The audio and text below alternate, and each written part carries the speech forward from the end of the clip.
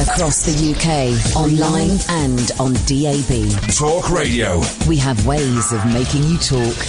Talk Radio. Thank you, George. Tired of shows filled with hate and anger? Man, there's so much to be hateful and angry about. Shall we just have a laugh and dick around tonight? Fancy that?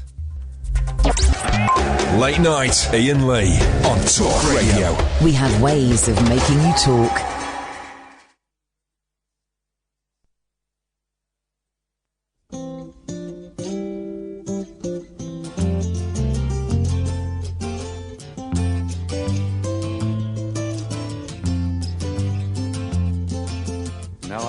Been happy lately, thinking about the good things to come, and I believe it could be something good has begun. Oh, I've been smiling lately, dreaming about the world as one, and I believe it could be someday it's going to come. 'Cause out on the edge of darkness, there rides the peace train. Oh, peace train, take this country, come take me home again. Now I've been smiling lately, thinking about the good things to come, and I believe it could be something good has begun. Oh, peace train sounding louder, ride on the peace train. Ooh, come on, the peace train. Train, holy roller, everyone jump on the peace train. Come on, the peace train. Get your bags together. Come, bring your good friends too. 'Cause it's getting nearer. It soon will be with you. Come and join the living. It's not so far from you. And it's getting nearer, soon it will all be true. Oh, peace train sounding louder, ride on the peace train. Come on, the peace train, peace train. Oh. Sounding louder. Now I've been crying lately, thinking about the world as it is. Why must we go on hating? Why can't we live in bliss? 'Cause out on the edge of darkness, there rides a peace train. Oh, peace train, take this country, come take me home again.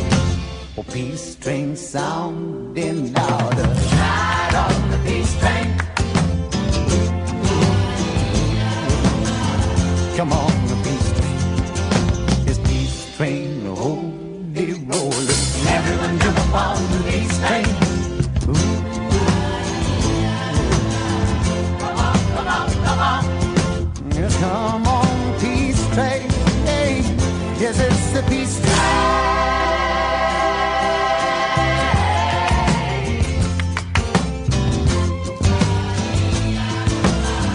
Come on, the peace train. Yes.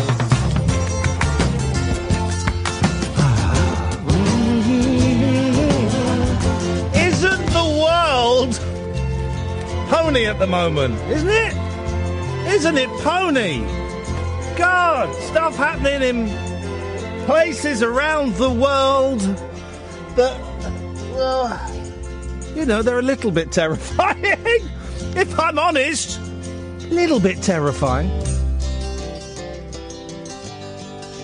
A little bit of Cat Stevens always helps the mood slightly. Not going to solve anything, but helps the mood slightly. Thank you, Yusuf. I always enjoy a little bit of that. Well, the show could go one of several ways this evening. One way would be for us to get lots of scared, angry phone calls from you, telling me how terrified you are with everything that's happening in Turkey and what's happening in Germany. And, of course, if we have any updates on those, we will, of course, be responsible and bring them to you. Any updates that we think are significant. And I could sit here and point the finger at Al Qaeda and ISIS and Muslims and brown people, and this is why we need to ban the hijab, and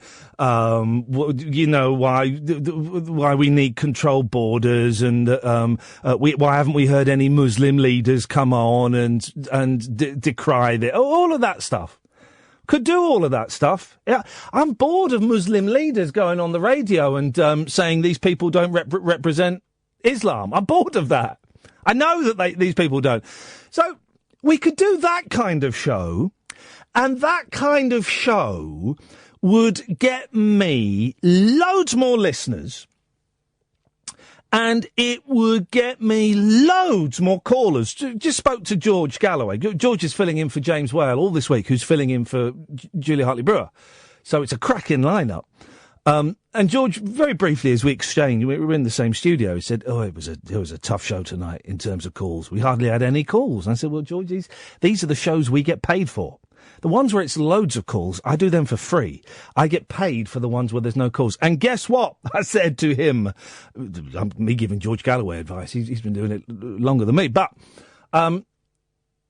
this week, the week running up to Christmas, we're going to be bare poor on the phone calls. We're going to have hardly any phone calls. The phone calls will be on a downwards trajectory all week.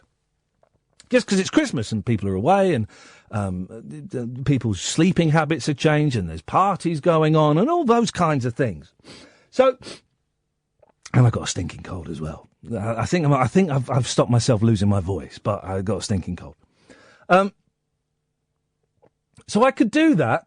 We could sit here and we could slag off ISIS or Al Qaeda. We could talk about people who shout Allahu Akbar and then go and do, acts of violence, and ignore all the nice people that say Allahu Akbar and go off and do nice things after they've said it, And we could all scare each other a little bit.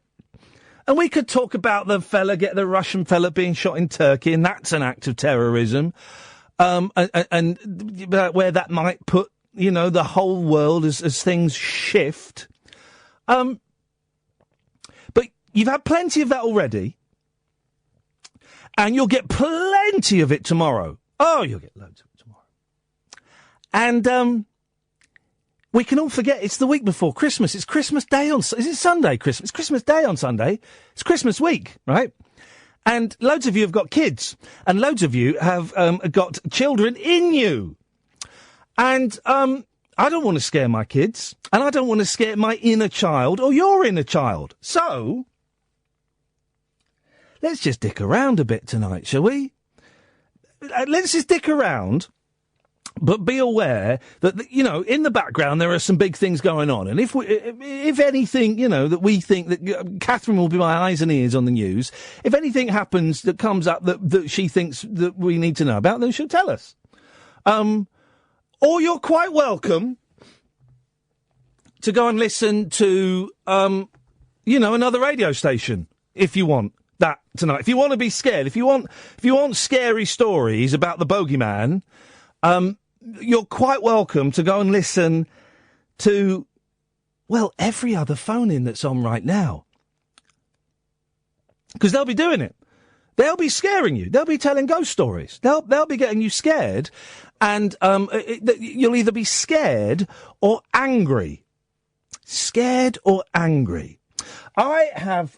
This is a slight tangent, but I spent a lot of this weekend, because it's quite tricky to do, deleting every single tweet I've ever sent, and it's impossible to do within Twitter's framework. So I went onto one server that claimed to do it, but they only managed to delete 20,000 out of, I think I had 60,000. So then I paid 12 quid to this service that will do it for me. And they did it. They got rid of every tweet I've ever sent. There's one that I've retweeted that I can't unretweet. And it doesn't show up on the computer. It only shows up on my phone. This is brilliant, right? So all 60,000 tweets gone, and people are getting worried that I've been hacked and stuff, and I haven't. There's one retweet which I can't get rid of. from the 5th of August. Quotes, "My mum loves cocks."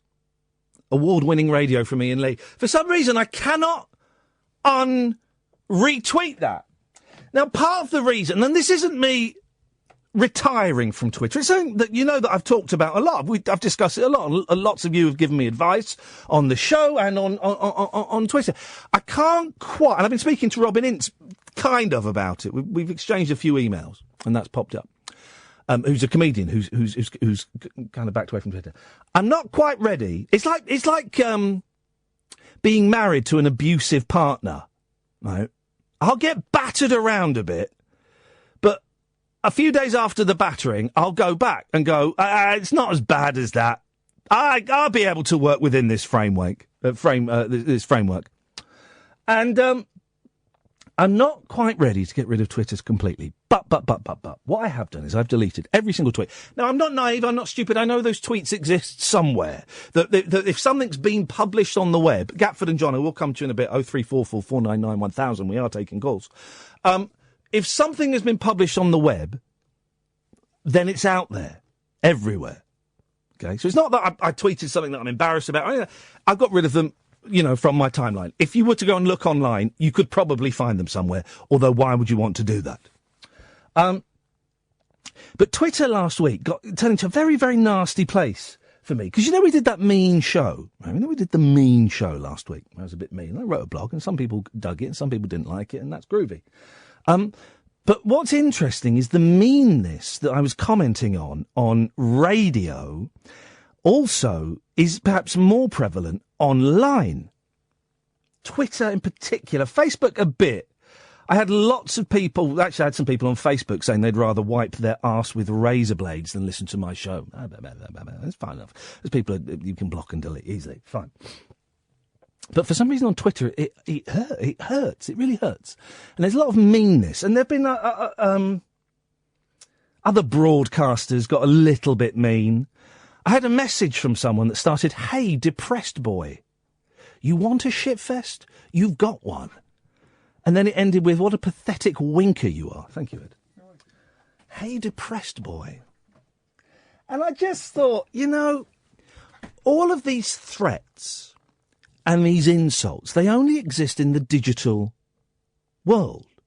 These people haven't phoned me up on my pocket telephone or my home phone. They haven't sent me a letter. They haven't been waiting downstairs in reception at work. They haven't even phoned me up on the radio show. All of these insults that were directed at me, and this anger, and this abuse, and, as if you'd speak to someone who had cancer in this. Hey, cancer boy. So all of this stuff only exists in the digital world. And so I'm kind of got this idea in my head that may be naive, but the further away I distance myself from the digital world, well, then the less I get to have that anger and that bile and that poison thrown at me. And part of me thinks that some of these people that were so angry, I do think there is some sort of mental illness going on. I'm not saying that to be flippant. I genuinely think it. So I'm kind of backing away from Twitter. And at the moment, I've got 2 tweets up there. And I'm going to try and have no more than 2 tweets at a time. And when the message has got out, I'm going to delete the tweet. That's what I'm going to try and do. So where am I going with this? I'm tired of hatred. I'm tired of anger. Right? I'm tired of people shouting all the time, whether it's on the radio or it's on Twitter or it's on Facebook or it's in newspaper columns or it's on podcasts done in your nan's bedroom, all these things. I'm tired of the anger, the hatred and the shouting. If you want it, it's out there. If you want it, it is out there, baby. Literally, go to any phone-in radio station right now. It'll be there. I guarantee, right, there will be nobody on British radio, now radio around the world, who for the next 2 hours and 45 minutes is going to be talking about Jerry Lewis being a genius, how Passengers is one of the worst films I've ever seen in my life, how I saw a woman walk into Costa, not buy anything from Costa, but then sit down and eat her own food while she did a phone call in Greek, and how I saw the new Star Wars film at the weekend and I loved it, but there's something really troubling me about it. There's an ethical problem with the new Star Wars film.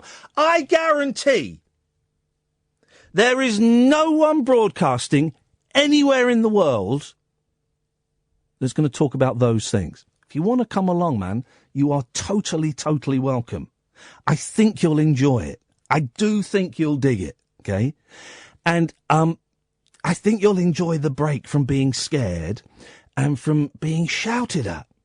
I think you'll enjoy the break. And it's not to say that the scary, shouty shows don't have a place. Of course they have a place. We all like to be scared. We all like to be shouted at. But between now and 1, let's not. Yeah? Between now and 1, let's...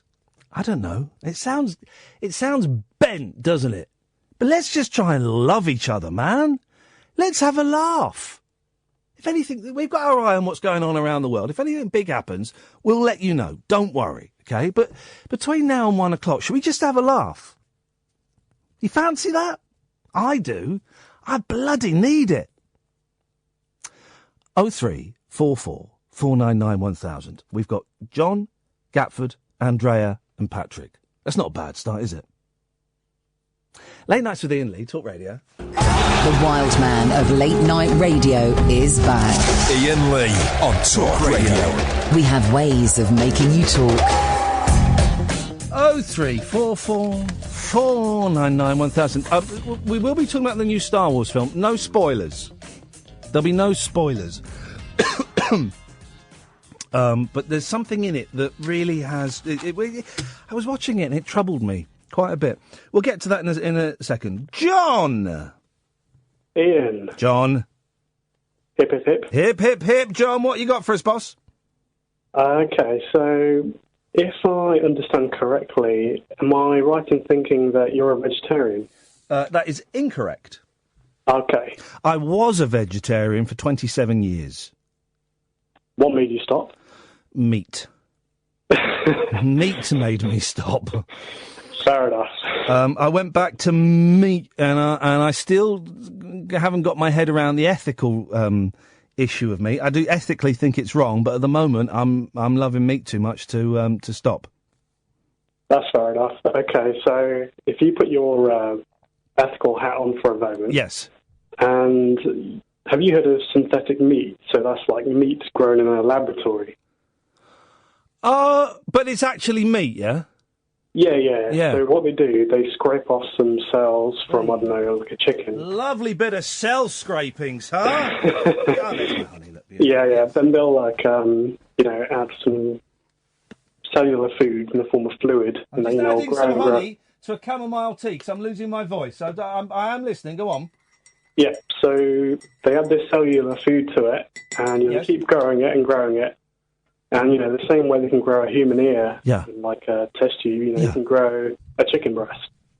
So if we say that you've got like a chicken breast grown in a lab, and how would you feel about eating that as opposed to eating something that's been, a vegetarian would still have a problem with it because its source is from an animal, isn't it? From cell scrapings. Yeah.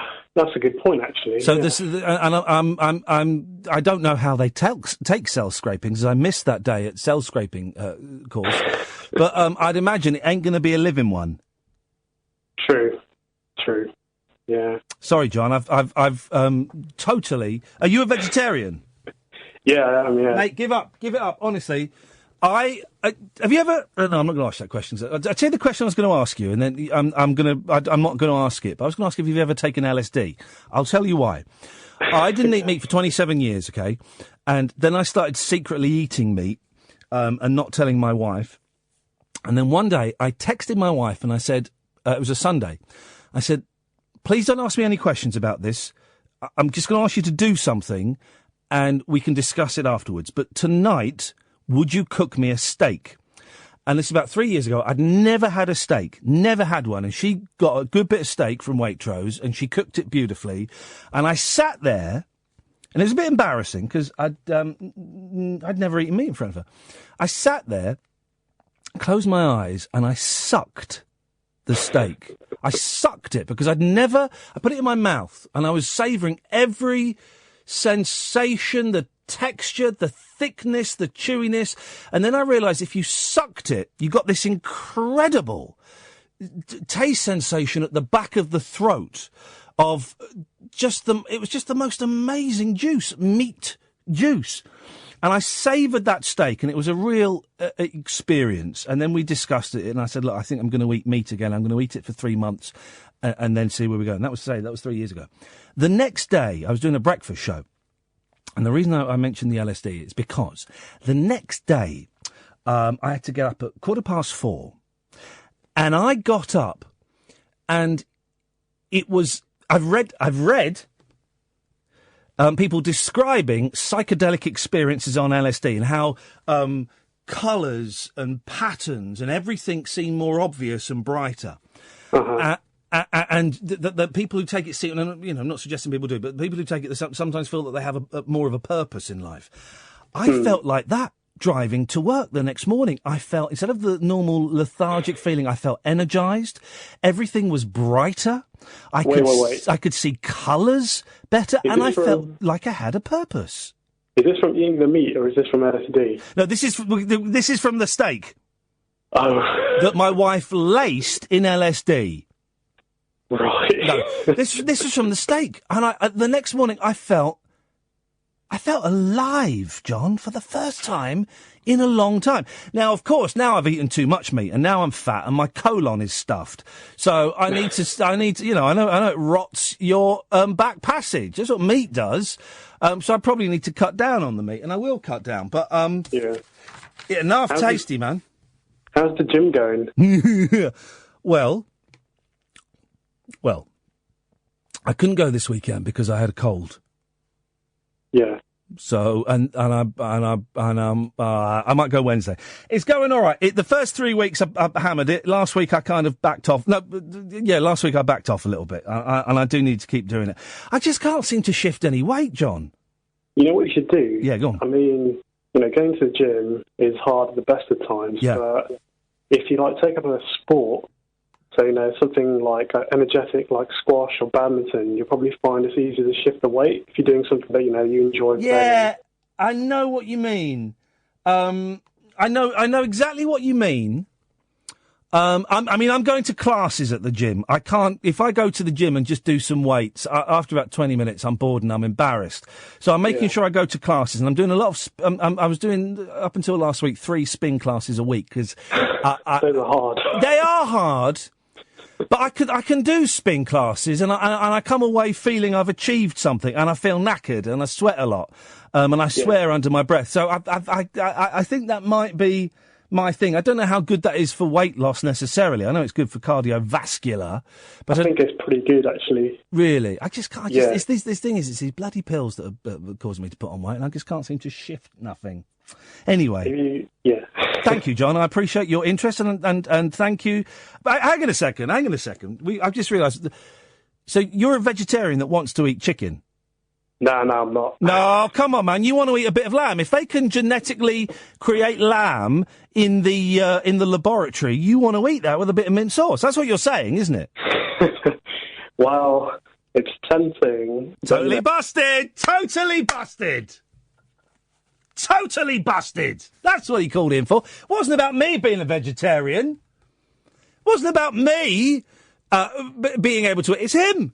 It's him. Just eat some meat. Do you know what I mean? Just eat some meat. It is so delicious. And I was a vegetarian for a long time. I feel I've done my bit. I've done my bit for sheep and cows and pigs. It does feel like I'm making up lost time at some points. 0344 499 1000 is the telephone number. Late Nights with Iain Lee on Talk Radio. Across the UK, online and on DAB. Late Night, Iain Lee on Talk Radio. We have ways of making you talk. When you turn on your phone during the ads, and your mate Scott has sent you a rude message. Imagine.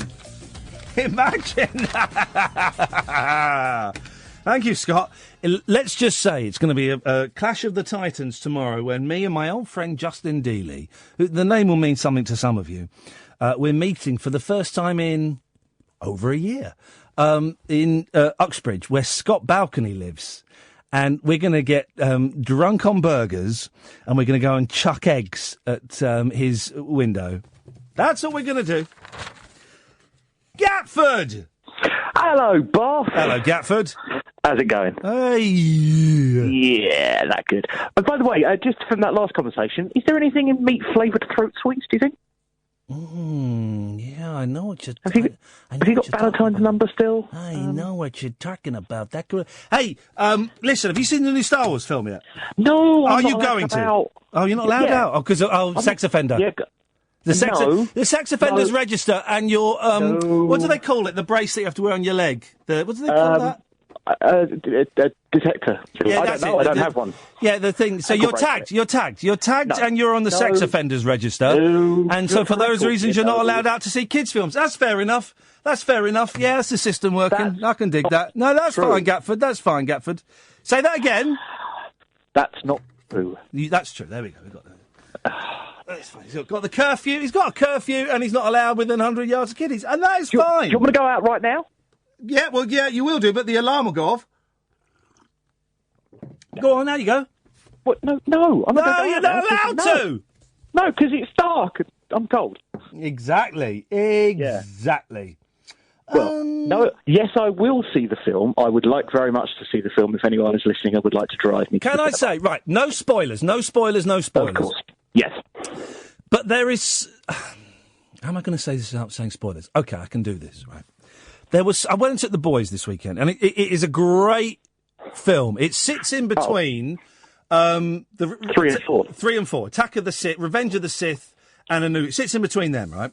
And it is a great film. And there's no spoilers in it to say that Darth Vader's in it, and it just. He's in the previews. He's in the trailers, right? So you know Vader's in it, and he's not in it much, but just when you see his silhouette for the first time, it is a thrilling moment, absolutely thrilling moment. Now, I don't know. Maybe this is in the trailers. I don't know, but for the story, it's all about the building of the Death Star, right? Yeah, and there is a character integral from episode 4 that is integral to the building of the Death Star. Now, he died many, many years ago. But he's in this film. Oh, so they've done digital things. They've done it twice, right? And again, I'm not going to say what the second one is. No spoilers. Yeah. But there are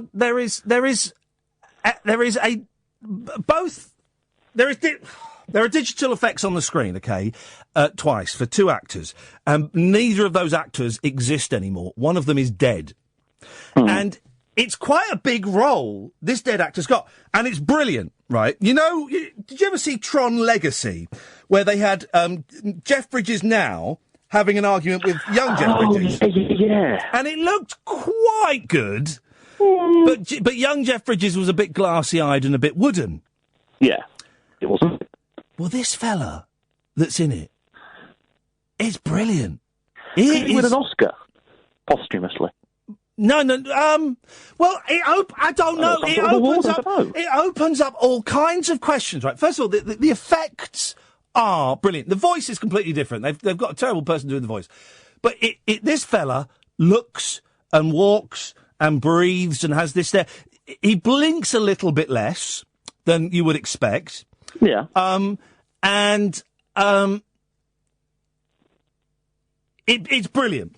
My kids didn't. I was trying to explain it to my kids, and they didn't understand what I was on about. I was going, but he's dead. Well, they've seen the other films, haven't they? Yeah. I was going, that guy's dead, okay. And they're going, no. What do you mean? I said, that's not a real person, right?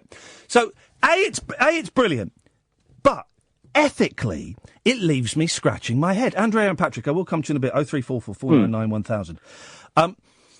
Because that actor has got a major part in a movie. I mean, he's probably like 5th on the bill, right? Yep. He died, I don't know, 10, 15, 20 years ago. So he hasn't agreed to be in that film. He hasn't agreed to say those words. When they sign the original contract, do they not perhaps include something like future rights? Yeah, probably they do, actually. They probably own his likeness. Because when, Lucas being him as well, when he did all that, he was probably thinking, I'm going to do 15 films or something, Oh, well, yeah, but Lucas sold it on to Disney, and Disney... Yeah, I know. Right. Well, let me throw this ethical dilemma at you then. It's a similar sort of situation. You remember the film Gladiator? Yes. And that Oliver Reed sadly passed away midway through filming, or towards the end of the filming of that film. Yeah, it's computer... It's Indeed. the computer Ollie Reed. Indeed. Now, there's a couple of scenes, and again, when you watch the film, I remember thinking, I could have done without that. When someone pointed out to me which bits were Oliver Reed digitised, I was like, yeah, you could have done without that. But there is one bit which is kind of crucial when he's talking to him through the bars. Yeah. When he's sort of, you are the gladiator, he's sort of inspiring him to be the person he is. Yeah. I mean, a lot of people were very bad about that because, again, it was like, it just shot it a different way. But then people thinking, well, first of all, I mean, I've read a book about Ollie Reed. He sounds like such an obnoxious pain in the backside. Well, there is that, yeah. And he buggered up their film by dying. So they should do everything they could. The thing about this, right, is, did the family get any money? Did the estate of this gentleman? Ooh. And people are telling me he's in the trailer, but until I see it for myself, I'm not going to comment. Do the family get any money for this? And actors saying things that they'd never agreed to say. Could he win an award? It's the weirdest thing, and it's really got me scratching my head. And if anyone's seen it, if anyone's seen it, 0344 499 1000, because I cannot get my flipping head around it. It made me very, very. And then they do it again with another actor who's not dead, but let's just say that the character we see does not exist, and they're in it, and it's very strange. Made me very uncomfortable. But then they did. I mean, he has won awards, hasn't he, by not being himself, by being King Kong or Gollum and things like that. So, I mean, is it a bit like that, where actually the use of digital effects is actually allowed, and he should win an award even if he is no longer with us, if it's good enough? Well, and also if they're doing it for this fella, why haven't they made an Elvis meets Bruce Lee movie? Because I would go and see that. Because honestly, the effects are incredible. It's like you're watching The Bloke. Those are the two people you pick, yeah? Elvis, yeah. Here we go. If you could pick two dead people to star in a film together, who would it be? Me, it would be Elvis and Bruce Lee. Winston Churchill and Prince. Oh, you idiot. Elvis would be a tough cop, right? And he'd arrest Bruce Lee because he'd think that Bruce Lee was peddling drugs, but actually Bruce Lee was an undercover CIA agent, and together, we're going to smash up the wall. Is that Elvis, yeah? I'm auditioning to be either gentleman's voice. Right, good. Okay, little fella, let's go on and kick some ass. Elvis, Bruce Lee? we're going to smash up the wall. Yeah. Impressions, not your forte, boss. Right, I'm cutting you off, Gatford. Say hello to... There we go. Little fella, we're going to go. Little fella, let's go and kick some ass. Elvis, we're going to smash up the wall. I think it would work. Oh, I'm saying, Dana, it's Andrea. Look, I got confused there. Andrea. Yeah, Andrea. Yeah, I was saying Dana, and it was Andrea, but now Dana's calling in. She's thinking, what? What's going on? Hey, Andrea. Which one? You. Me. You. Gosh, I can't follow any of that. You can follow Gatford, he's rubbish. Oh, yeah, but it was out loud whilst I'm waiting. I'm sort of thinking that Cass got an extra microphone, and I'm sort of thinking... What? I'm saying, Cass, cut me off. Sorry? Please. No, because...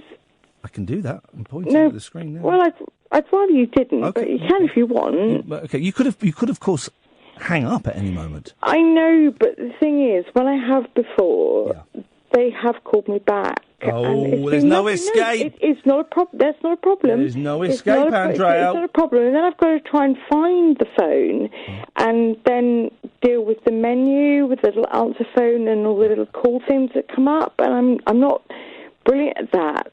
And anyway, no, what I rang for initially was that I thought you clearing your Twitter was brilliant. Mm.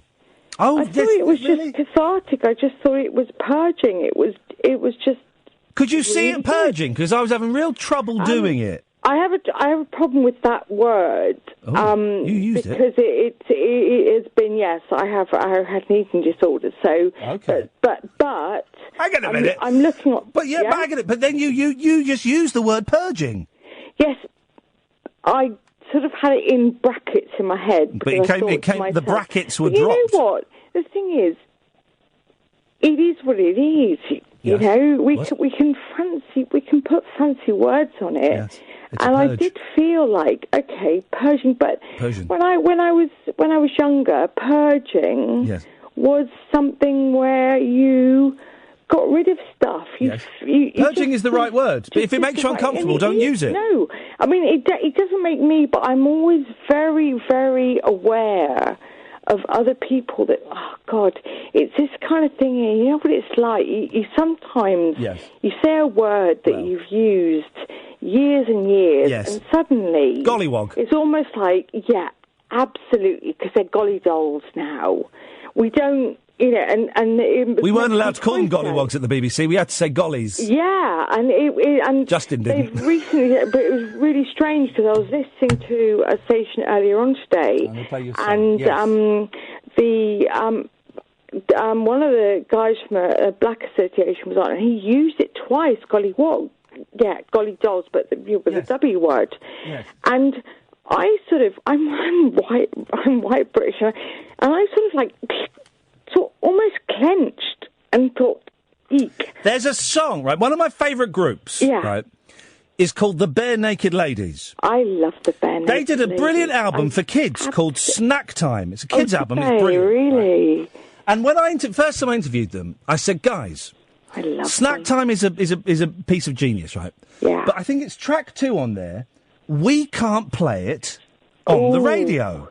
And they said, why can't you play it on the radio? And I said, well, it's got a word in that we can't use in this country. Aussie versus UK. Sorry? Yeah, exactly. Andrea, stay there, and I'm going to play you a bit of that song that we can't play on British radio. I'd love to hear some, Oh, you're going to hear it after this! Late Night Iain Lee. Unfiltered Night Talk with the original king of unconventional conversation on Talk Radio. We have ways of making you talk.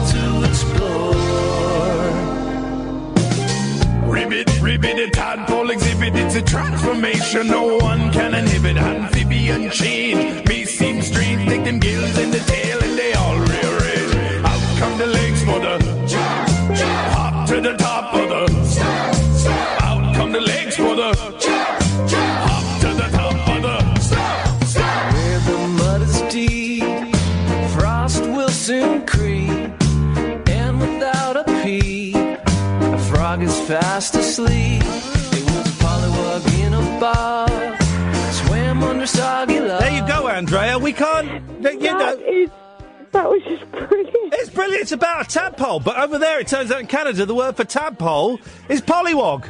And I said to them, we can't play that. No, but you... Oh, God, I missed that completely. But you know what I got? What were you listening to?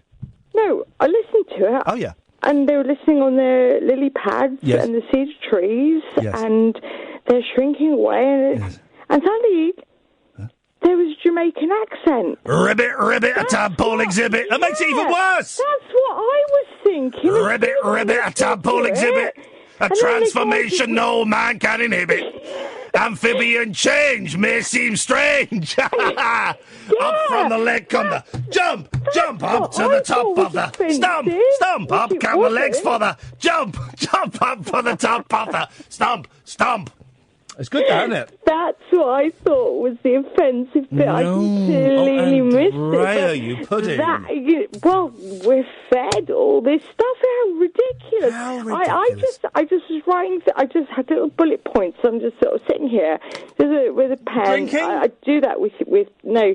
I do that with you. I do bullet points, and you're the only other presenter I may do that with, if I ever would be Nick Abbott. So I do sort of bullet points with you because I get a little bit anxious. Drunk? No. It's the other things that I'd say. What thing? What, stoned? No. Are you stoned? Night meds, you plum. What's happening to you? Night meds, you plum. The old meds. Yeah. The old meds are kicking in. Open the bottle. Yeah, and occasionally, yes, get to a point where I just like to cry, but it was mainly to do with the thing you did with Twitter over the weekend. Yes, and as I say, we used the word purge, which got onto a lovely, and I bullet pointed down. I went purge, awkward words, eek. That's what I wrote down on my pad, and it was sort of like a bit of an eek moment, eek. you know.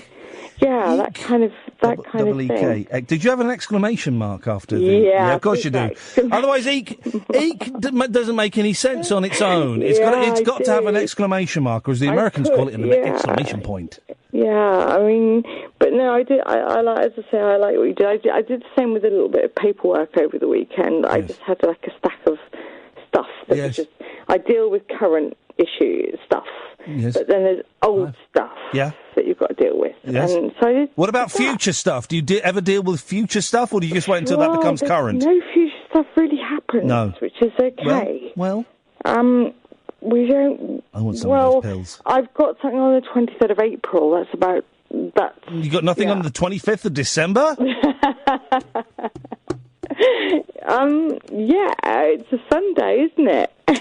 We watched a great Christmas film yesterday. Oh, did you? Yeah, we did. What were you doing? Because of course, missed a little bit of the tweeting thing. I thought, do you know what? Selfishly, I thought, you could have done, just left it a couple of days. You could have done, but I didn't. So we knew. I know, but I liked it. I liked it as well. Yeah, so what did you watch? We watched Beethoven's Christmas.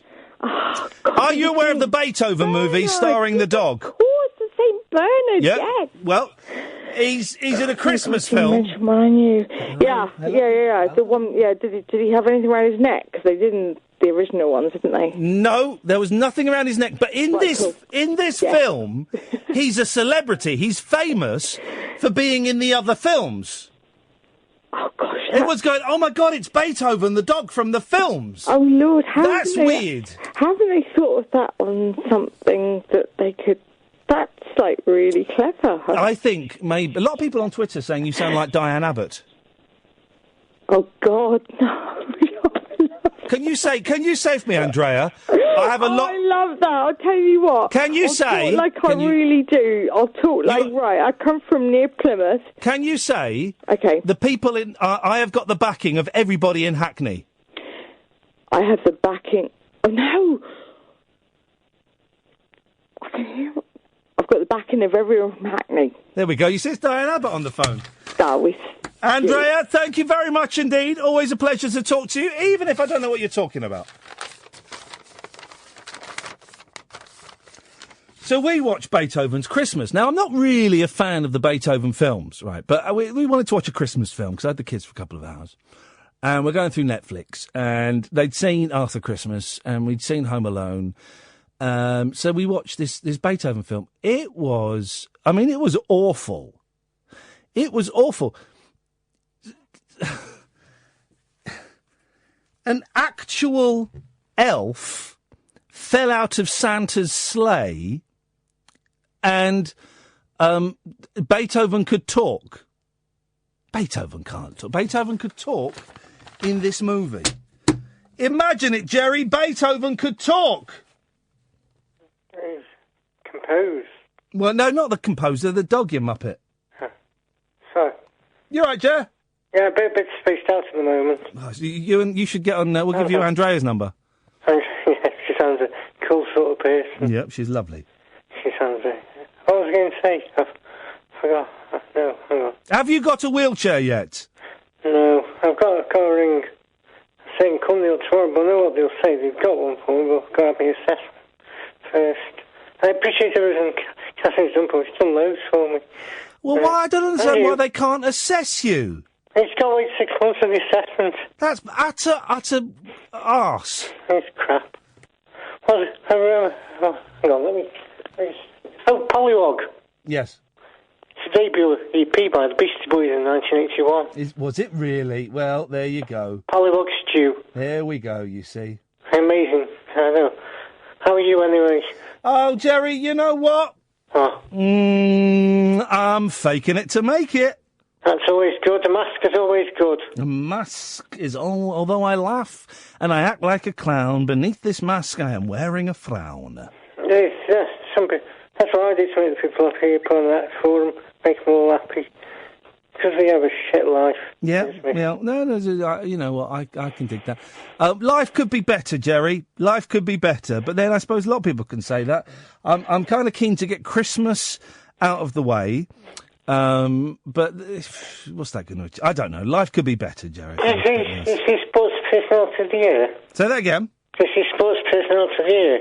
Of course I didn't watch Sports Personality of the Year. No, it's just amazing. All the ones who die, all the people who died at the end. There's loads of young people, and I can't believe it.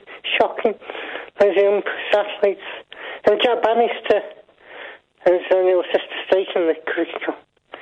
Shocking. I don't know. It's terribly sad to hear of his passing. I must admit, I don't know who the gentleman is. No, he's on TalkSport. Right, okay. Well, that's... old man. He had a good innings. Well...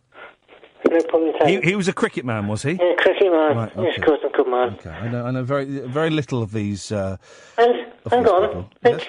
Somebody, won't you? The other day down the great Mike Dickin.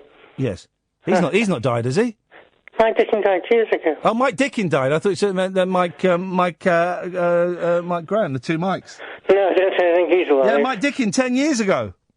Mike Dickin, yeah, years ago. His health was very much in question, unfortunately. Yeah, it was. He blocked the road off. He was good, Mike Dickin, although for the last year, I must admit, the last year he did get very lazy. He just did parking fines. Parking tickets every single week. And I just think, oh, come on, Mike, you're better than this. Have you got anywhere with Tommy Boyd? Have you got him on, yeah? No. He'll come on at some point, but don't rush him. Don't expect it yet. You know, Tommy works to his own calendar. I've got an idea of a guest who might be worthwhile getting on. I don't know, Alex Zanardi. Who's that? Alex Zanardi. He raced in Formula 1. Oh, for goodness. No, listen. Jerry! Listen to this. It's a brilliant. Lost both his legs in an accident in IndyCar. Right. Come back, and he's won touring cars, and he's won the Olympic gold medal. He's won the Olympic gold medal. Well, but he's still... He may be a great... Oh, I tell you who we've got on Wednesday. What? Leonard Nimoy's son. Live long and prosper. Yeah, exactly. Mr. Spock's son is coming on. Adam Nimoy is coming on. 10 o'clock Wednesday.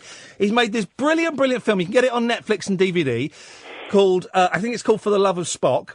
And it's absolutely brilliant. It's about Spock. It's about Leonard Nimoy. But more importantly for me, it's about the relationship, a very troubled relationship, between a father and son.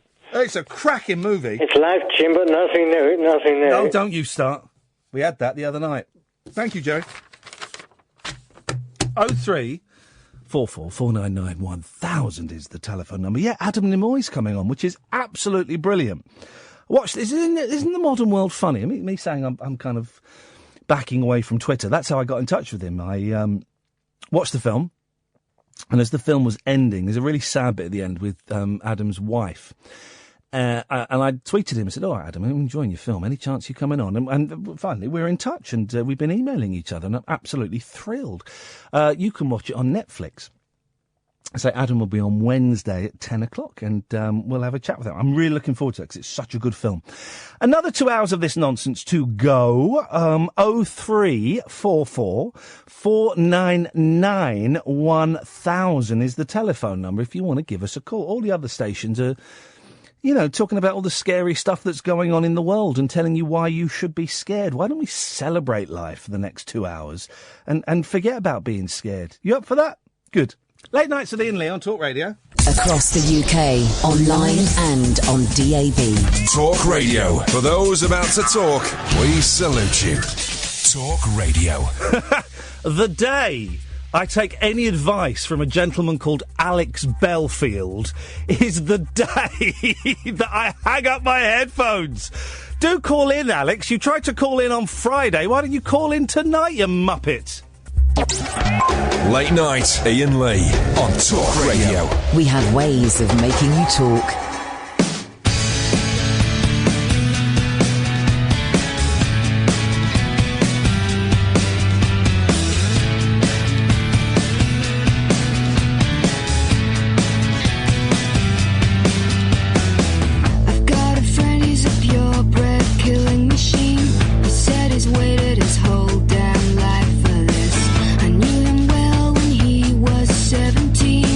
Now he's a man, he'll be dead by Christmas.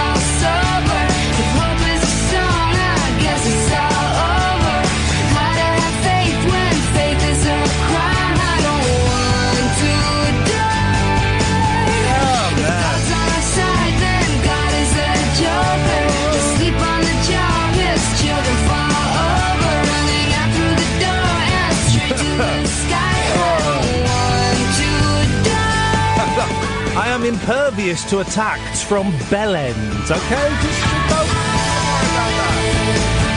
Utter pudding.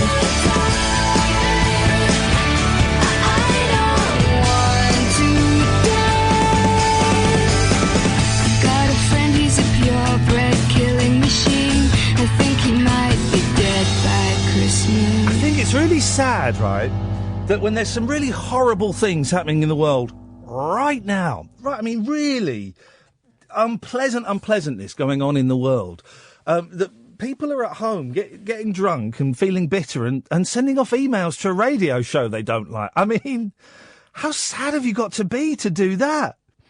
How pathetic have you got to be? I feel sorry for you, love.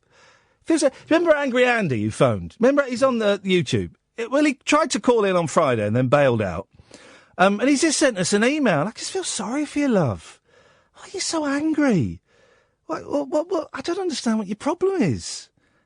Just calm down. The show isn't for you, love. So go off and listen to something that's full of hate and something that's full of anger, because this isn't what this is about. And there's so much anger out there. And it's a thing that I've really been thinking about a lot recently. For a few weeks before we did the Mean Show, I've been considering the radio output as being mean and as being nasty and miserable. I'm going to do a big burp in a minute. This is why I'm kind of straining. And I'm trying to sound all wise and clever, and I'm going to do a big belch in a minute. But the radio is with some exceptions, and there's meanness on the left and the right, definitely. But radio is really, really mean and miserable, and it's designed to get you scared. There's a great Stephen Colbert quote: "If we ain't scaring you, we ain't doing our jobs properly." And it's true. It's there more people listen. James O'Brien has a phrase: "It's easier to sell tickets for the Ghost Train than it is for the Speak Your Weight machine." And what he means by that is more people will listen to scary, frightening rhetoric than facts, you know. And this meanness. And I'm a snowflake. I'm a snowflake. I'm quite happy with being called a snowflake. I'm also a man that suffers from a medical condition called clinical depression. So at times, my head lies to me, and I think I am less than, and I think I am worthless, and I want to kill myself. You know, so that's a reality. So why would I, and I suspect a significant number of you, why would we want to expose ourselves to more hatred, more nastiness, more... Well, I said I was going to stop swearing, but shit stirring, you know, because that's what a lot of it is on the radio and on Twitter and on private emails. I said I got an email from someone, not the gentleman who's just emailed us, but someone else who started, "Dear depressed boy," ended with, "What a pathetic winker you are." Dear depressed boy. Imagine writing someone's got leukemia. "Dear leukemia kid." Someone who's just lost both their legs. "Dear cripple." Yeah, you just wouldn't do it. But this person decided that that's how they were going to start their message. And that's fine. That's their anger. And sometimes I let their anger, you know, because of my illness, I absorb some of their anger. So I'm protecting myself by experimenting with my relationship with Twitter. I've deleted all of my tweets. Apart from a couple that I can't delete. And I'm going to try, in my head, I'm not hard and fast rule, I'm going to try and have no more than 3 tweets on my timeline at a time. And they will be things like, on the show on Wednesday, we've got Adam Nimoy coming on, you know, and his hashtag, his handle, and a hashtag for the movie. Or things like that, you know. I say I'm experimenting with this rule, and I did just post something mean on Twitter. Just posted something mean, and I caught myself doing it, and I deleted it. Because I'm learning. I'm a work in progress. It's a marathon, not a sprint. So I am trying to create something. Well, I am creating something unique. Don't mean it's any good, but I'm having a go. I'm trying to create something unique and different. Well, unique is different in the world of broadcasting. I'm trying to create a show that isn't fuelled by... Here's a tea run coming. That one, please, Ed. Thank you. that isn't fuelled by hatred, that isn't fuelled by nastiness, that isn't fuelled by meanness, that isn't driven by the desire to scare you, or isn't driven by the desire to get you angry. They make good phone calls, you know, on phoning radio. It's a great phone call. Angry person after angry person, shouting, screaming, send them back, ban this, we don't want this over here. All of that. It's great phone calls. And I guess we can still get angry, but I just... What am I trying to say? Some really horrible stuff has happened in the world in the last few hours, right? Why would we want to add to the horror? Why would we want to add to the anger? Why would we want to add to the fear? Why instead do we not want to create something beautiful and something that, even though it's only for a few hours, it's only radio and it's not important, but we can try and create something that is positive. If I were, my kids are away at the moment. They went away yesterday. Eventually, after the fog lifted, they were their flight was supposed to be at 6 in the morning. Then it was 6 in the evening. They didn't leave till about 10, I think, because of the fog. But if I was with my kids tonight, and we had the news about Turkey, and we had the news about Germany, what would I... And they somehow had heard it in the car or seen it on the TV and scared. What would I do? Would I sit there with them in the dark and say, well, you've got every right to be scared because there are these people called Muslims and they hate the way you live as free little children, and they want to do everything they can to stop you being free, and they will do everything they can to kill your daddy. And I wouldn't do that with my kids. I'd sit there and say something like, well, listen, these things do happen. It happened a long way away. We should be aware of it. But who wants to see me make glove puppets out of socks, huh? Huh? And if they had questions about what had happened, I would answer them in a friendly way that wasn't too scary, and then I'd distract them again with glove puppets made out of socks. The kids love it. It's called a sock monster. You put the sock on, it becomes a monster, you trick them into coming close to you, and then you grab their faces. They love it. I'd do that. And that's what I'm trying to do with you lot. I'm doing sock monsters with you lot. And I'm teasing you and tricking you to come closer, and then I'm grabbing your mouth so you can't speak. And you're enjoying it. And then you might take a step back and then ask me a question about that thing that happened, and then you'll want to do it again. This show is all about sock monsters. It's fun. If you want the other stuff, don't send me mean emails. Don't send me mean tweets. Go and listen to those shows. Those things are there for you. I guarantee that right now, every other commercial phone-in radio show is doing miserable, angry stuff. Probably every BBC Local and 5 Live is doing the angry, miserable stuff.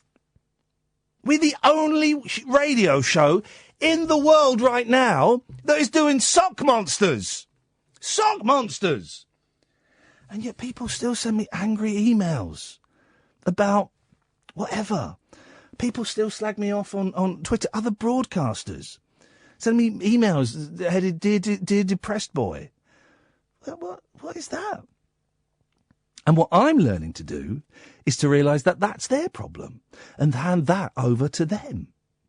Let them deal with it. And maybe one day they will.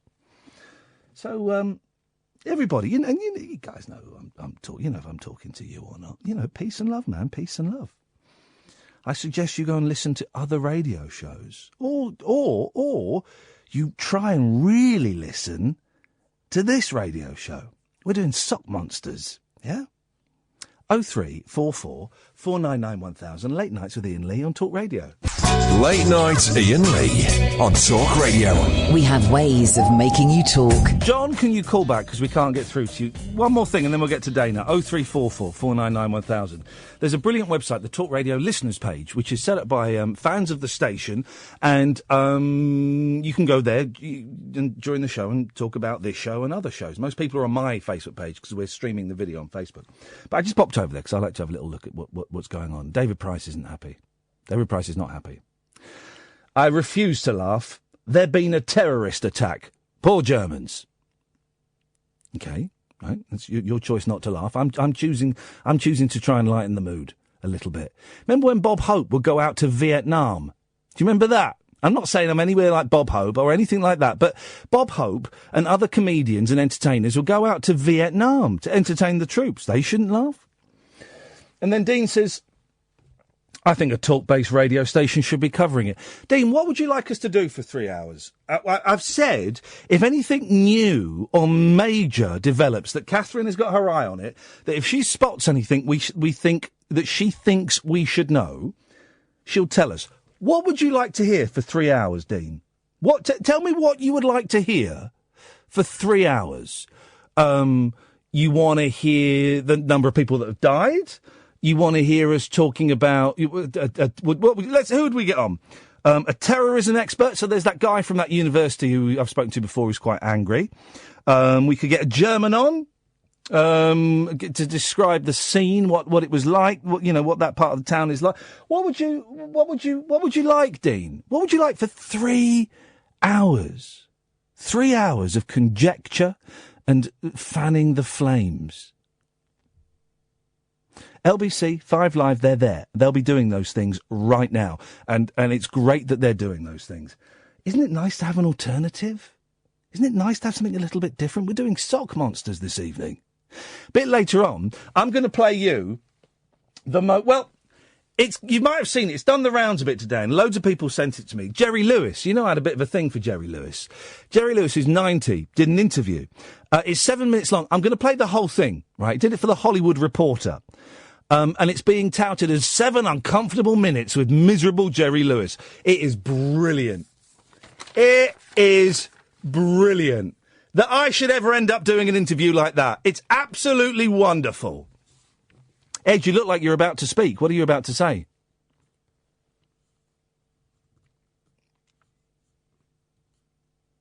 I'm not waiting. I'm not moving until he tells me. We're trying to get someone up on Skype. Okay, I see. Thank you, Edward.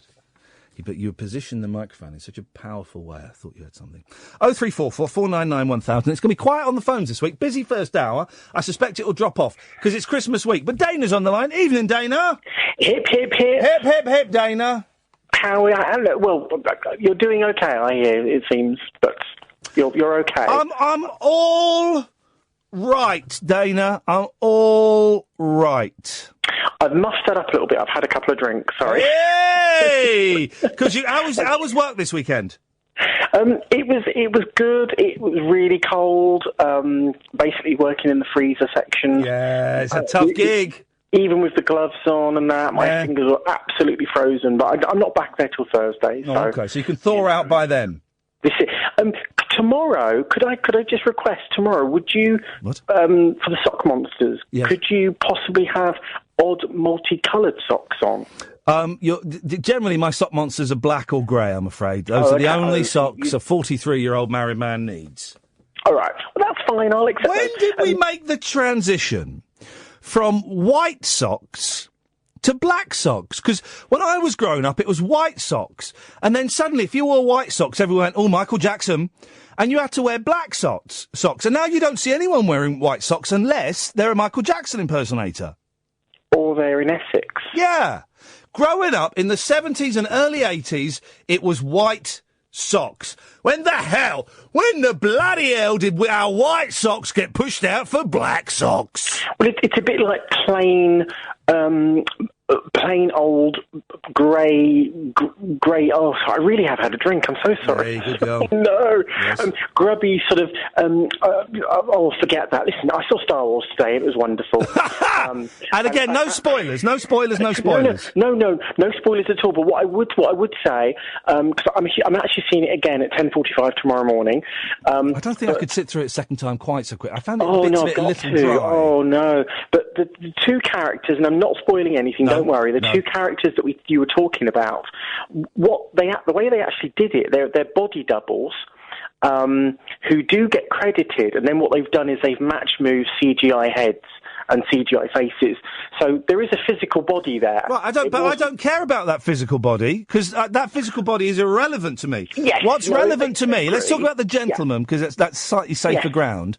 What's relevant to me is for all intents and purposes, that's a dead actor on screen. Ethically, that sits very, very uncomfortably with me.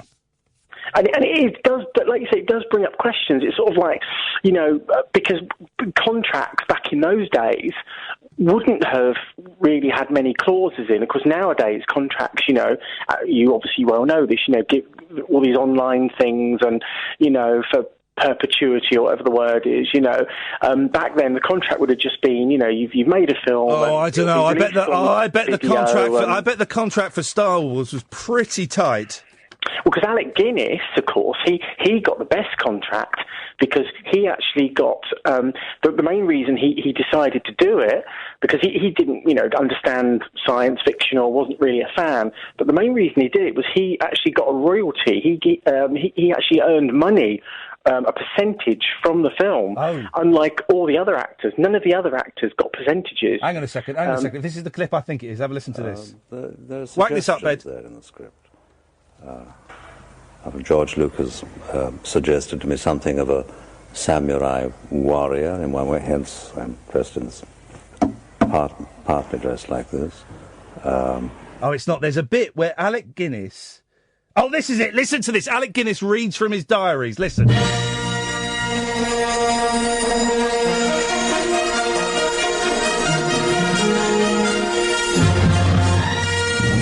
A refurbished Star Wars is on somewhere. I have no intention of revisiting any galaxy. I shrivel inside each time it's mentioned. 20 years ago, when the film was first shown, it had a freshness, also a sense of moral good and fun. Then I began to be uneasy at the influence it might be having.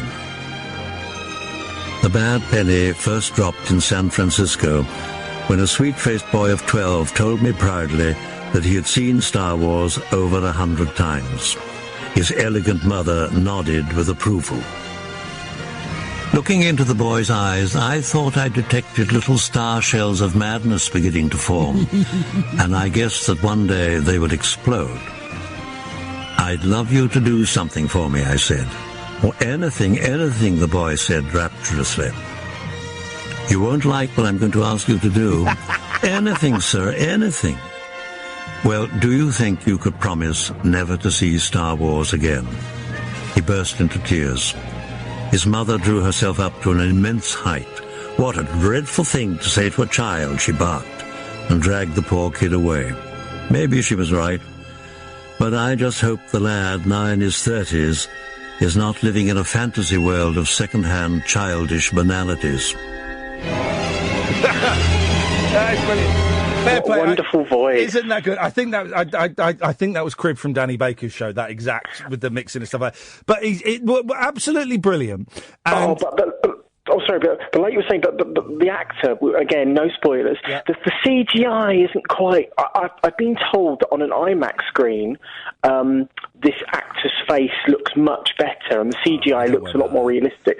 But I saw it in a big cinema, but it wasn't an IMAX, and it didn't rest well with me. Later. I thought it was really, really good. I could tell, the kids couldn't tell. That was it. But I thought it was a lot better than I ever expected it to be. Let's make a movie now. Elvis Presley and Bruce Lee. Boom. The two legends. The two legends together. Let's have some of that. Can I sign up for that? As an extra, maybe? Yes, you can, Dana. Of course you can. 0344 499 1000. John! Good evening. Good evening, John. You're on Skype. I am, indeed. There we go. It means like I can sit relaxed in my chair, headphones on. I look like an airline pilot at the moment. Won't. Well, I always get tense when it's Skype because Skype always drops out at some point. This has always done fine for me. The majority of my Skype calls are, can you hear me? No, I can't. No, I can't. You're breaking up. Can you see me? Hello? That's how my Skype calls go. Right. I mean, I phone Florida a lot, so using Skype, and it's been okay. Maybe I've just got crap internet. That is distinctly possible. Possible. And if you're out and about, of course, on the 4G, that's not always great, but it works a treat. I mean, because you've got all the methods now to phone, of course, because you've got the old Messenger in Facebook. You can phone using that now. Can you? Oh, yes, you can. You can phone someone using Facebook? You can. And video chat on it as well. Unbelievable. The world's gone to pot. Well, if only, eh? If only, mate, yeah. You're right there. Goodness me, imagine that. What you got for us, John? I was sat here of an evening, going through the old Facebook, saw you're sharing the old show on again. I thought, right, got to click on it. Got to watch and listen, because I'm a voyeur, really. Mm. You're one of them. Yeah, that sounded bad. You're one of them. I don't like to partake. I was about to say, I must remember, that boy got off lightly, being approached by a celebrity in the 1980s and only being asked not to watch a film again. Just imagine what, if he met Rolf Harris. Ay. Anyway, yes, you like to watch. I like to watch. I don't like to take part. Well, at the end of the day, that's the culture the industry's creating, isn't it? We're all voyeurs now. But anyway, so I sat there and listened to the show and sort of taking a bit of a downturn. And I thought, do you know what? What this show needs, obviously, is John Wilson, the comedian, to come on. I mean, imagine that. Imagine me coming onto the show and cheering everybody up. No one, if you told any other comedian, they'd never believe you. Well, they might not. Well, how are you going to cheer us up then, John? No, I'm not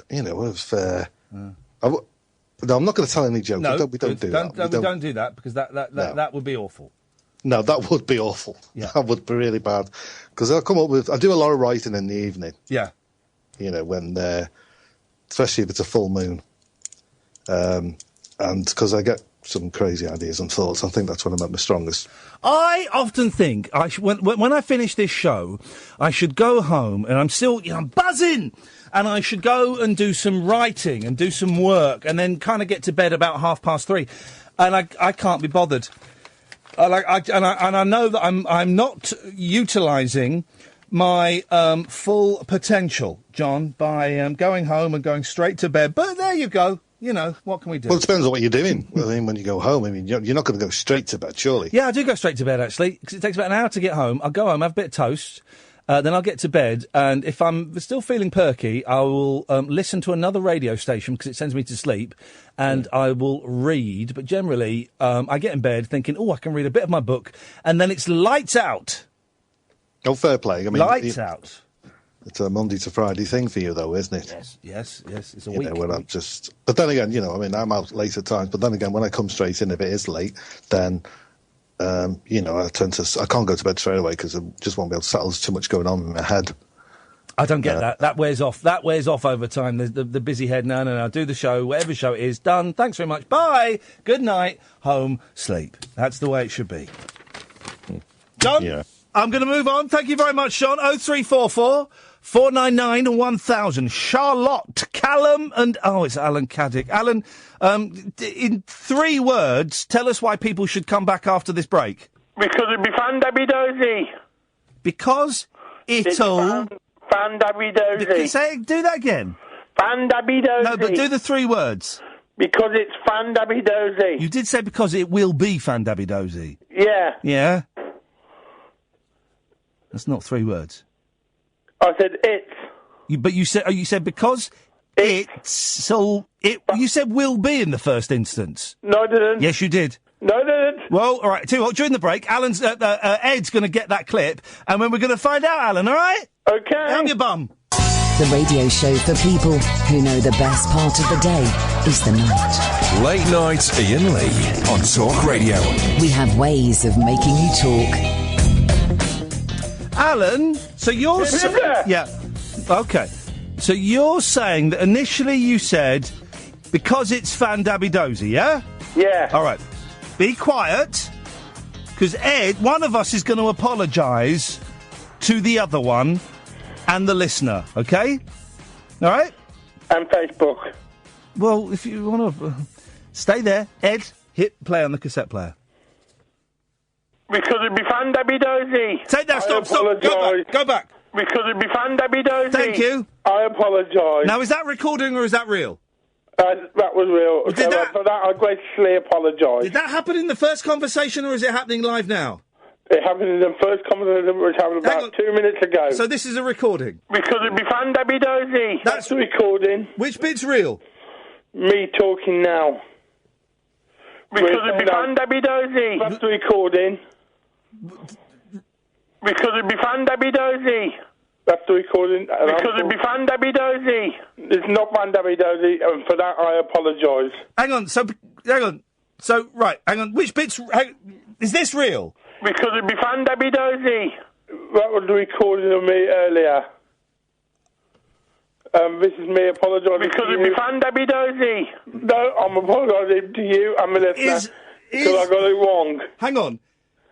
Is you... Right, this is me live now. This is me. On Facebook. Well, on the radio for most people. And is this you live? Because it'd be Fandabby-Dozy. That's live. Recording which is a recording. What? Jeez! What I said before the break. Well, maybe you said... I don't remember. Maybe you said this before the break. No, I remember the break was Penny Smith promoting Saturday breakfast.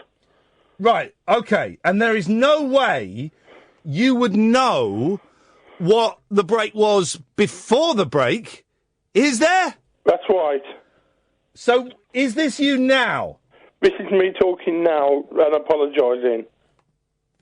Singing, we're glad to be gay. Is this you? Singing, we're happy this way. Hi. Singing, you're glad to be gay. Singing, you're happy this way. Is that a recording, or is that you? Well, That's a recording. From a few months ago. That's a recording. From a few months ago. That's a recording. No, me talking now is off with his head. That's... What did I say there? What? What did I just say there? Off with his head.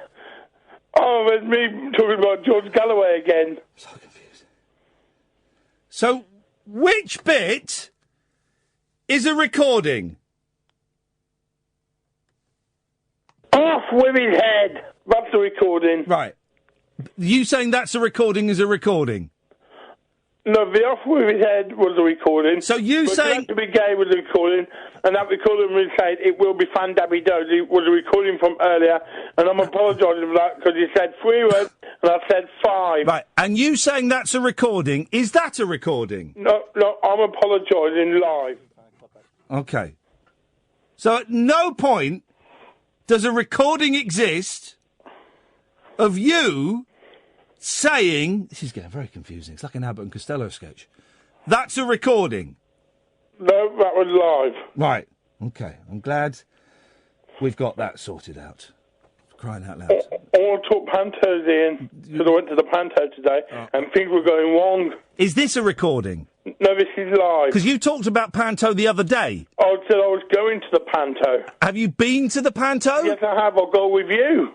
Sorry? I'll go with you a bit. You didn't go with me? No, I went on my own. So who did you go with? On my own. But you just said you went with me? No, I spoke to you Friday about going to the panto. Confused. On my own. And what did you... And you mentioned that you were going to go with your lads to see Jack and the Beanstalk. Off with his head. No, not that. Alice in Wonderland. Right. So you went to a pantomime... Today. With whom? On my own. What was it? Dick Whittington. Like? It was really funny. Things were going wrong all over the place. Can I let you into a little secret? Spoilers. You know when then it goes wrong in pantomime? Yeah. It's meant to go wrong in pantomime. Put it this way. In one of the scenes, the door was stuck. Put it this way. If you went to see that show tomorrow, the door would be stuck. Have I just done a really cruel thing? I think I've just done a really cruel thing, haven't I? Oh, no, I take that back. Were there loads of mistakes in it? Yes, where do I begin? Bloody idiots! The door was stuck in the scene with the bedroom. Oh, no! The trumpet. Oh, fantastic. They were doing an alternative version of a 12 Days of Christmas, and someone nearly fell out the balcony of a box in the Hippodrome. Oh, I do wonder about the boxes in theatres, because there's not much to stop a child falling out. I wonder. No, the grown man. Catherine, can we get the stats on how many people, adults and children, and ideally a breakdown of the two, how many people have died in this country in the last, let's say, 100 years, falling out of boxes in theatres? If we could get that, please, Catherine, because I think that would be really fascinating. Because it's not a thing we hear that much about. I wonder if it's theatre companies trying to sweep it under the carpet. Oh, it's a conspiracy. I smell conspiracy. But did you enjoy it, Al? I had a lovely time. And there was lots of EastEnders references in there as well. Oh, no, there wasn't. Yeah, yes, there was, because Phil Mitchell was there. Hang on a second. Catherine, come on the microphone. Catherine's got the latest on the number of people that have fallen out. I can confirm that there is no data available for that particular scenario, and therefore... Conspiracy! It's a theatrical cover-up by the Nancys what run theatre! It's a cover-up, Alan! Oh, I knew... Well... Here comes the government investigation about it. Yeah, here we go. The truth. Right, Catherine, can you launch an FOI, Freedom of Information, Al, and find out? Because this could be it. This could be my 4th award. Oh, sad vomiting. Sad vomiting? Did he say sad vomiting? I've got no idea what's going on. 0344 499 1000. Late nights with Iain Lee on Talk Radio. Late night Iain Lee. On air and off the leash. On Talk Radio. We have ways of making you talk.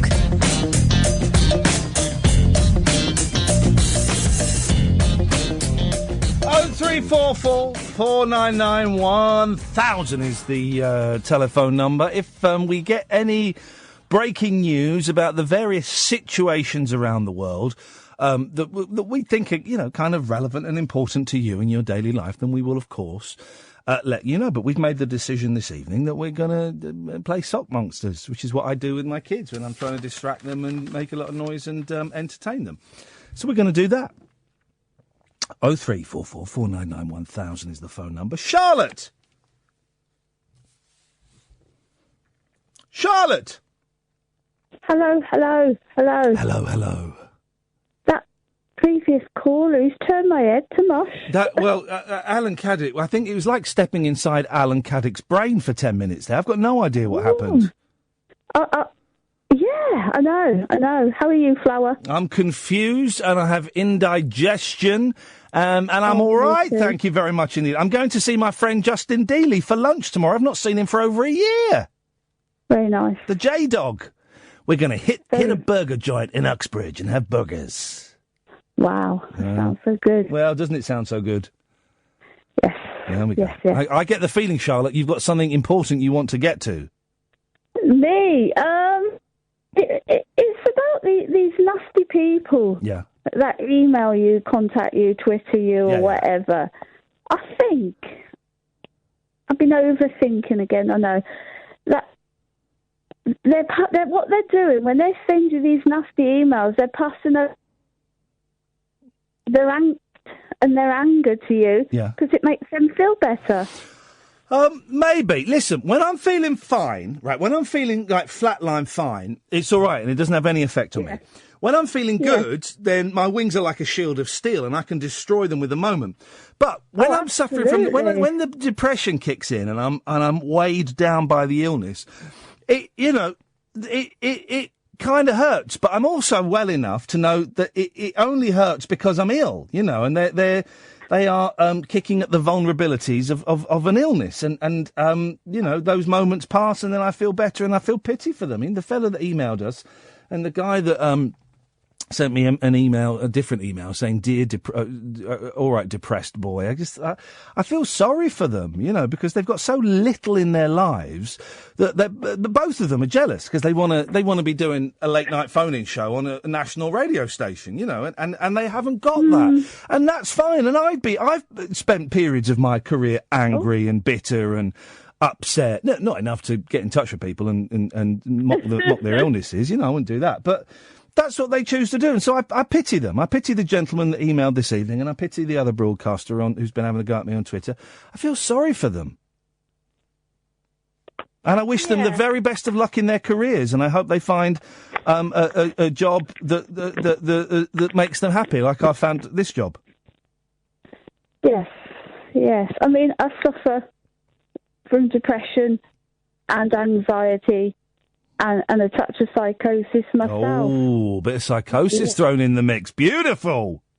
Oh, I don't know. When you're well, it's good for your creativity, isn't it? And all that sort. And all that sort of stuff. But you know, I know that I'm under the crisis team currently because I did have a nervous breakdown a few weeks ago because there's been a lot of stuff. I'm not swearing, by the way. There's stuff going on. And I know I'm getting better because I started whinging at them. There we go, you see. There we go. I know I'm on the up again. They're going to move me from the crisis team to the next level, you know, and I started whinging. So I know I'm starting to get better. Good for you. Good for you.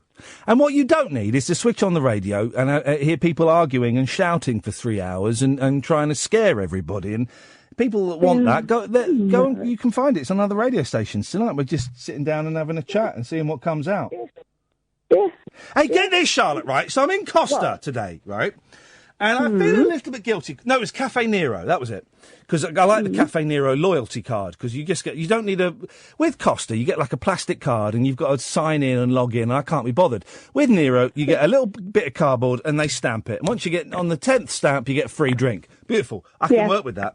But I like the sandwiches in Costa. It's a dilemma. Anyway, it was a Nero I went to because I was doing a voiceover. I was doing kittens make you laugh out loud. And boy, oh boy, they really do. And but I was an hour early, so I went and sat in Nero, and it was great because my computer didn't have any battery, and I just sat there for 40 minutes, just drinking my drink and looking around. Didn't read or anything. I just looked around, and then this woman came and sat opposite me, and I had to move a book out of the way because it was really packed in there. She sat opposite me, and she had a Nero cup, and she had this big tub of food from a fast food chain that sells like Oriental-based food. And she had this big tub, and she worked there because she had the name back. So I was taking it all in.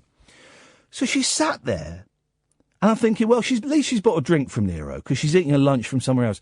But then I looked, and the drink she had, it was just water. And Nero are really good because they got jugs of water by the straws and stuff. So she just went and grabbed a cup, poured water, went and sat down. And then she was on the phone speaking to someone in Greek for half an hour, eating lunch. And I thought, the cheek of I could never do that. I could never walk into a cafe or a coffee place or a restaurant and not have any of their food. The other day, I sat outside Costa for 20 minutes so I could use their Wi-Fi and didn't buy anything. And I felt really bad about that. I thought I was going to get in trouble for that. But she walked in as brazen as anything with a big tub of food and a bit of water for free. And she was sat there eating it. I couldn't believe the cheek of the woman, Charlotte. Then you know that you're on a level. Exactly. when things make you angry, you know you're on a level. Exactly. And the drugs are working. Charlotte, thank you very much indeed. Honestly, Callum, I'll come to you in a second. 0344 499 1000. Honestly, I was sat there looking at her thinking, oh, you cheeky mare. Well played, though. Fair play. You've got to respect that. But I did think, oh, I could never have the balls to do what you did. Callum! Hip, hip, hip. Hip, hip, hip, Callum. What you got for us, boss? Just on about this radio show.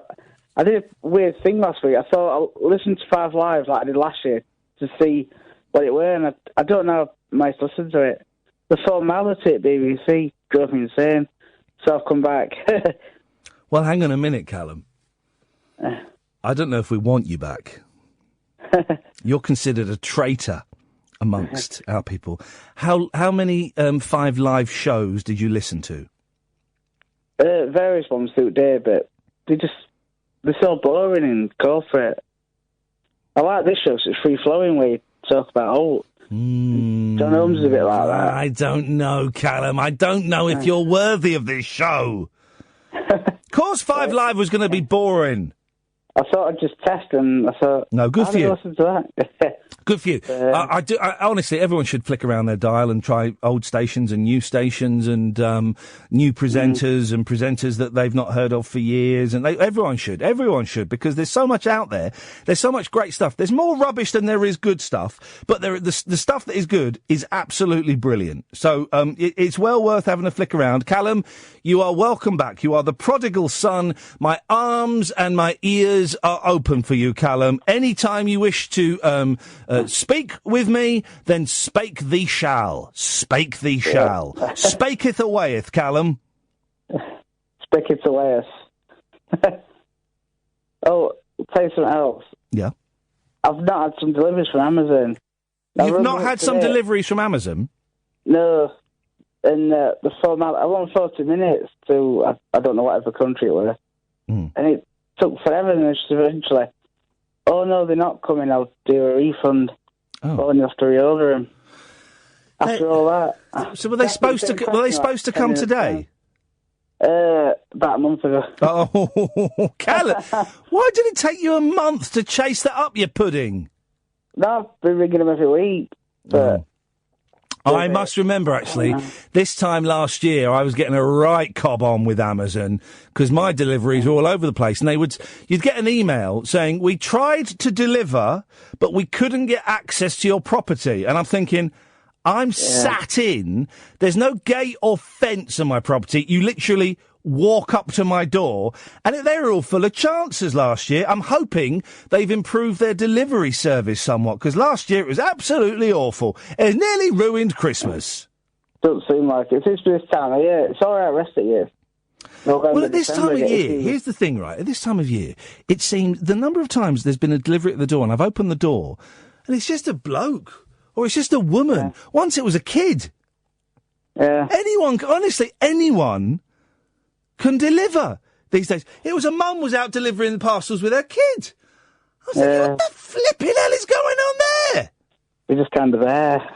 Do you tip your service providers? Postmen, not really. Bin men, and it is men. I'm not being sexist, love. It generally is bin men. No, we're just kind of there. You just kind of. I always give my postman. This year I'm toying with the idea of giving him a 20 quid. But I might have to pay a fine for the congestion charge last week, so maybe I'll just give him a tenner. Yeah. And this year I'm not going to tip the bin men, because I tipped the bin men last year, Callum. It got very... rubbish. Sorry? Hey, hang on a minute. That deserves... I spoke over that. I apologise. Callum, I'll give you the feed line, you give me the punchline. Hey, Callum, last year I tipped the bin men.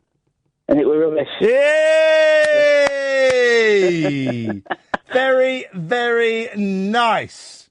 Well, I tipped the bin men last year, and it got very complicated because I wanted to tip the bin men and not the recycling men, because I'm funny like that. Yeah. So I got the bin men, and I gave what I thought were the bin men. Oh no, this was it. I gave what I thought were the bin men 20 quid, because there's like 5 of them on the thing. I gave it to the bloke and said, put this in your float. But then it turns out they weren't the bin men. They were the green waste. Now, that's not even recycling. The green waste people never come round. They're the ones that collect the clippings from your garden, right? So I realised it was them. I thought, oh, bugger. Then I saw the bin men. I thought, right, I'm going to give them... And I gave the bin men 20 quid, so I'm 40 quid down now, right? But then they picked up the blue bin. That's not the bin men, that's the recycling. I was thinking, no. And then the bin men came round and I gave 60 quid. 60 quid on tips for people that still do, you know. And a friend of mine said, you'll get a top quality job for the next 3 months. No, I didn't. They still wouldn't pick up a box that was left next to the bin. Unbelievable, Callum. So I'm not tipping the bin men, but the postman's going to get a tenner. Fair enough. Fair enough. Anything else, Callum? That's it for tonight, I think, yeah. Beautiful. Will you be listening to 5 Live again? No, it's too boring. I tell you, if you want a really boring station, LBC. Oh, it's awful. Oh, wow. Go and have a listen to that and then let us know what you thought of it. All right. Ta-ta. Bye-bye. I think I'm the only person that tips the my postman's brilliant. He's one of those blokes that wears shorts all the time. But he's brilliant. He's knows a lovely little couple of hiding places for parcels and things. Got a couple of great hiding places which he discovered. And he's more than happy to leave stuff there. And also, get this, because we live 10-minute walk from my mother-in-law's, right? It's on his route. If we're not in, and it's a big parcel, or it looks valuable, he takes it to our mother-in-law's. Isn't that incredible? Absolutely. I get a phone call from my mother-in-law. Got a parcel for you, Iain. What? He's taking it round there. Isn't that brilliant? He deserves a few quid. And also, he's just a nice bloke, you know, and he does a cracking job. You can't argue with that. You've got to reward that, haven't you? Another hour to go. Another busy hour of phone calls down. Honestly, this week the phone call numbers are gonna drop off a cliff. So there'll be lots of filling. Lots of filling. But, I was reminded at the weekend of one of the funniest bits from the Mean Show, and I completely forgot about it. The anger that we don't call Christmas pies, we call them mince pies. No one's ever called them Christmas pies. Someone tweeted me saying, but when have they ever been called Christmas pies? You see. Another hour to go, dear listener. If you want to give me a call, 0344 499 1000. I'm going to play at least some, possibly all, of a brilliant interview with Jerry Lewis, 90-year-old, famously grumpy American comic. And it's such a deliciously uncomfortable 7 minutes. I mean, the guy interviewing him sounds like an absolute plum. Maybe we should try and get that guy on. We'll have a little sniff around tomorrow and see if I can find out who that guy is, because it'll be good to get him on and get his side of the story. But it is absolutely wonderful. It's so tense. Jerry Lewis ain't giving nothing. You can call in as well, though, of course. 0344 499 1000. We call you back. You're listening to Late Nights with Iain Lee on Talk Radio. Late Night, Iain Lee on Talk Radio. We have ways of making you talk. As I walk this wicked world, searching for light in the darkness of insanity, I ask myself, is all hope lost? Is there only pain, hatred, and misery?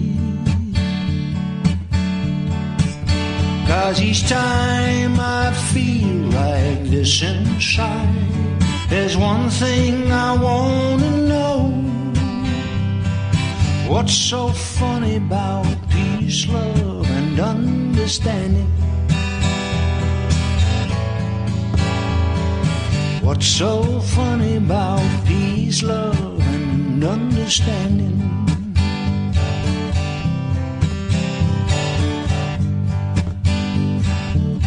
And as I walk on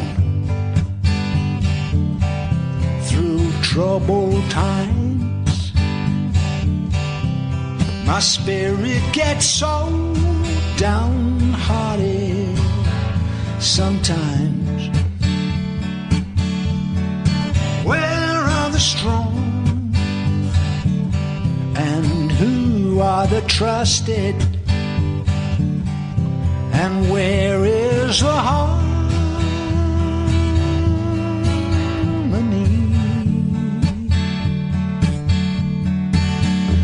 each time I feel it slipping away, you know, it just makes me wanna cry. What's so funny about peace, love, and understanding? What's so funny about peace, love, and understanding?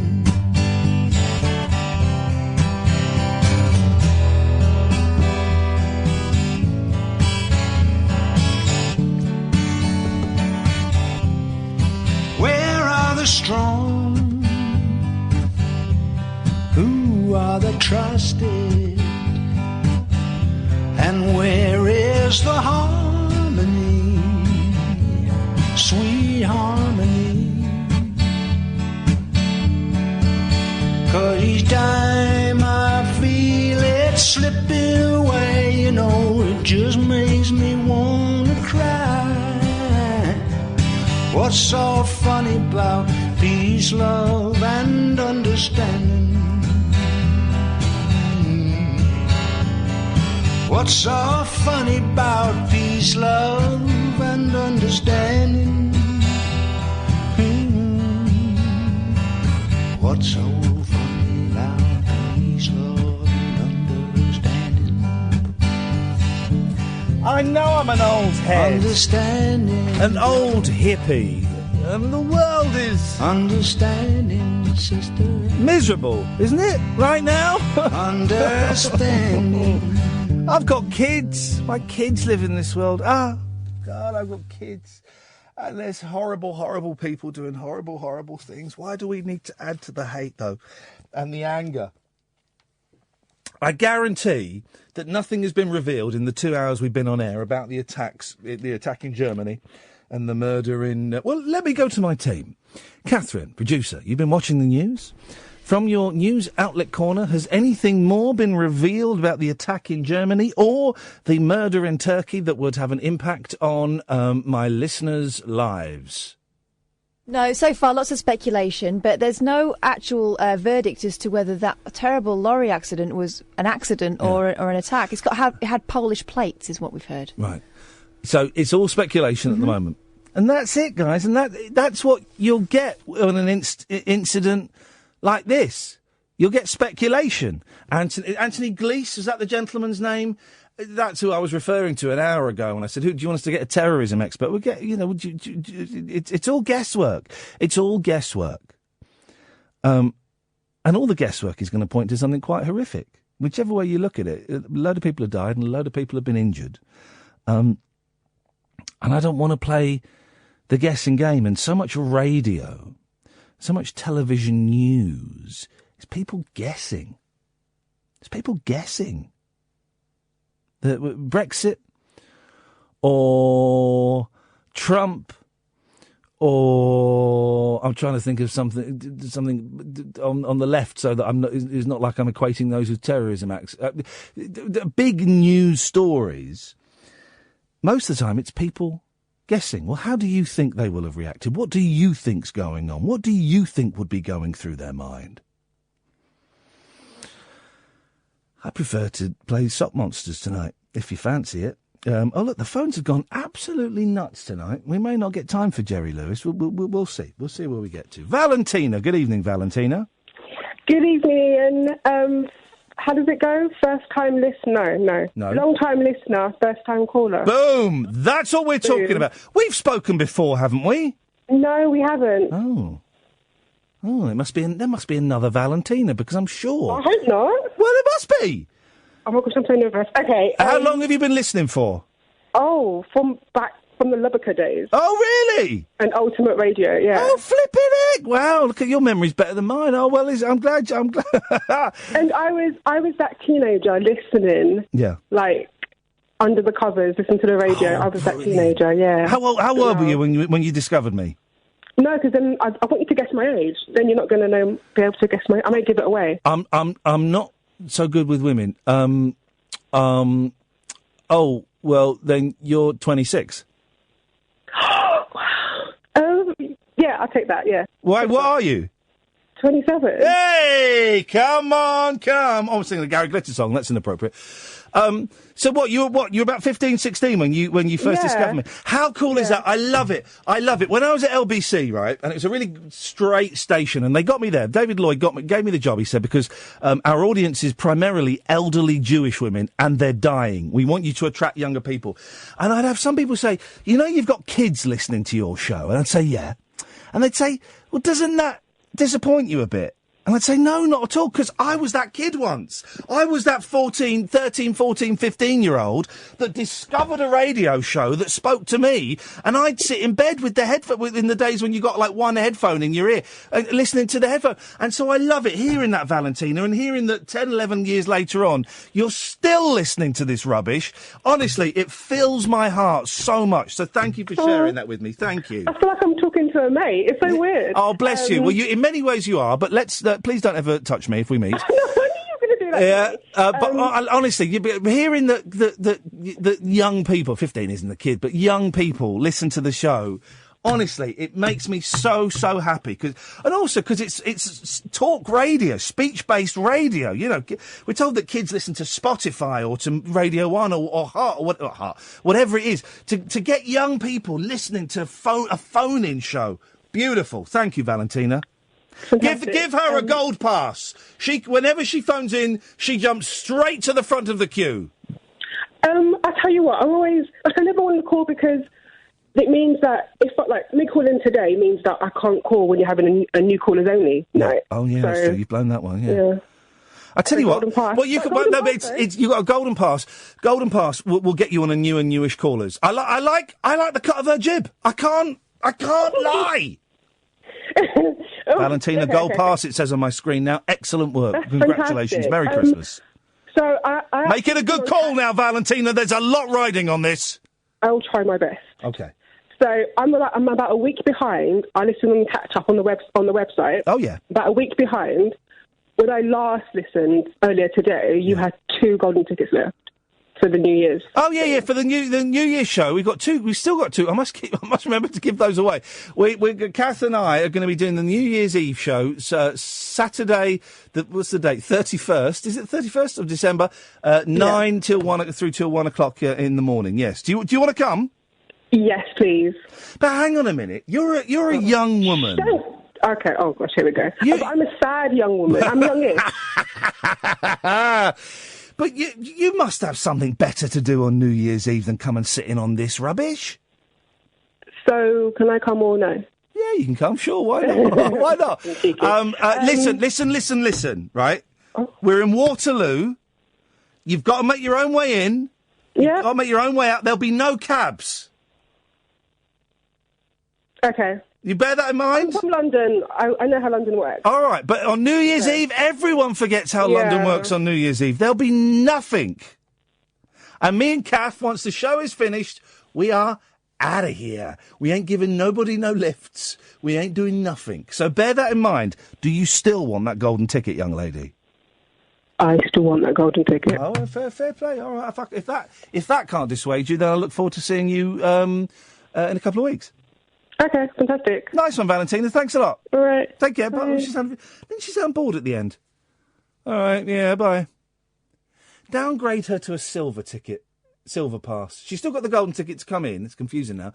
But downgrade her to a silver pass, just because that, bit bored at the end there. We'll talk about that on New Year's Eve when she comes in. If she comes in, if she turns up.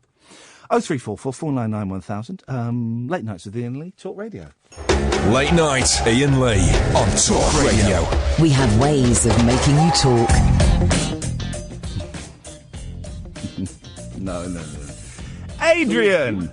Hi, Ian. Hey, how are you? I'm Adrian. I'm alive, and that's more than some people this year. Yeah, well, I'm on the night shift tonight, so and it was by accident because I was gutted when all we had was sport. You had all your lovely programs, and it all went to sport. And I was really gutted. Then we got new vans at work, and I happened to be playing with it, and I saw you were back. You were playing with a van? Yeah, we got new radios right. and digital, and I was so pleased. And I didn't know you were back on air. Yes. It's so nice. Yes. When you say you mean the brand Talk Radio. We've been back on air since March the 21st of this year. And do you know? Well, actually, it gets a bit confusing because it's holiday schedule, so people are all over the place. But do you know who's usually on weeknights between 7 and 10 p.m?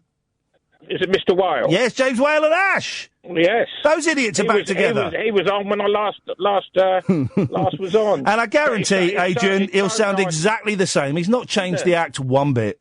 It's so nice, and I know what I've got for Christmas as well, because my missus said to me, don't go to the car and clean it out, and I thought I was doing a good turn, so I went and cleaned the car out, and there was a digital radio for me. Your missus is absolutely brilliant. Yeah, she's not very pleased with me at the moment, mind you. Well, but, you could lucky. It could have been loads of pictures of her boyfriend that were in the back of the car, so you were lucky it was a radio. Well, she had a funny experience today. She was on the Underground today. Yeah. She's gone with her daughter. They're going to do an Eurostar tomorrow, and they're on the Underground, pushed and shoved in, and next to them was Jeremy Corbyn. Really? Yeah, yeah. How funny is that? Did she say anything to him? Yeah, my daughter, because she's very sharp and bright. Yeah, they picked him. There he was. No silver limousine for him. He was in there with the people. And did your daughter destroy him? No, not at all. No, she's like me. She's one of them, if you know what I mean. Gay? She's gay? No. A lefty? A bit of a bloody slightly leaning left. Yeah. Well, Jeremy Corbyn's not slightly leaning left. He's way over there. Yeah, he was on the left side in the Underground. Was he really? Yeah, Isn't that funny? Yeah. I went on the Underground today. I don't do the Underground very often now. I don't live in London. Enough horrible. It's really horrible, isn't it? Yeah, that is. But when they went the other week, they went to see a pantomime. I couldn't do it. No. I just couldn't bring myself to go. So I took them there, took them to Cockfosters, and took them all the way to the London Palladium. Yeah. And then I decided, what am I going to do for a few hours? So I got on the Underground and read a book and just got going round and round. I thought that seemed a sensible idea. What, you sat on the Circle line and just went round and round in a circle? Yeah, and read the book. Yeah. You're in London, right? Yeah. One of the greatest cities in the world. Yeah. Possibly the third greatest city in the world. Yeah. And you had a couple of hours to kill. Yeah. And you went and sat on the Circle line as it went round and round and round. I've done the Hyde Park. I'm fed up Christmas. We've been to German markets, Birmingham Christmas markets, Hyde Park, and I thought, no, I'm going to read my book. Yeah. What book are you reading, Adrian? It's an old book. It's called Up North, and about the hilarities and the northern people and the way they look at life. That's very good. I work with a northern person, a lady called Catherine Boyle, and I'll be honest, there's very little hilarities to be had with her. No, but you can. They laugh at us, and we can laugh at them. I will laugh at her behind her back, definitely. Yeah. But only because she talks all funny like that. Let's go to foot of our stairs. Yeah, it's ridiculous. I think they are generally. Well, up north, it's grim, isn't it? And it is grim. On a serious note, it is very grim. They do have it hard up north. I know Kath had it hard up north. And they're so much more friendlier. Yeah, I work in Cambridge, and you try going to the pub and talk to someone in Cambridge. They think you're on another planet. I know that when Catherine lived up north, she had it really hard. I mean, she had it hard a lot, constantly. Yeah. It was constantly hard for Catherine. Yeah. Well, Adrian, I'm really glad you found us. Yeah, I'm back, and I know and she's got that digital radio, especially so I can listen to you. So beautiful. And that's good. And don't let them morons who are being horrible. Don't take the notice of them. Adrian, you're a good bloke, mate, and I'm really glad you found us, and I'm glad that you consider me part of the Talk Radio family, because it's an honour to be here. So thank you, Adrian. Yeah, lovely. It's a lovely show. Thank you. Cheers, mate. Bye-bye. Yeah, Catherine, I think she'd agree with me. She had it so hard up north. I mean, it was hard for her a lot of the time. That's right, isn't it, Catherine? Very, very hard. You had to endure a lot of hardness. Up north. Oh, very, very hard for Catherine. But now she's down south, it's all very, very soft for her. Huh? I don't know what that means either. Sherlock! Oh, no, hang on a second. Let's try again. Sherlock! How are you? Yeah?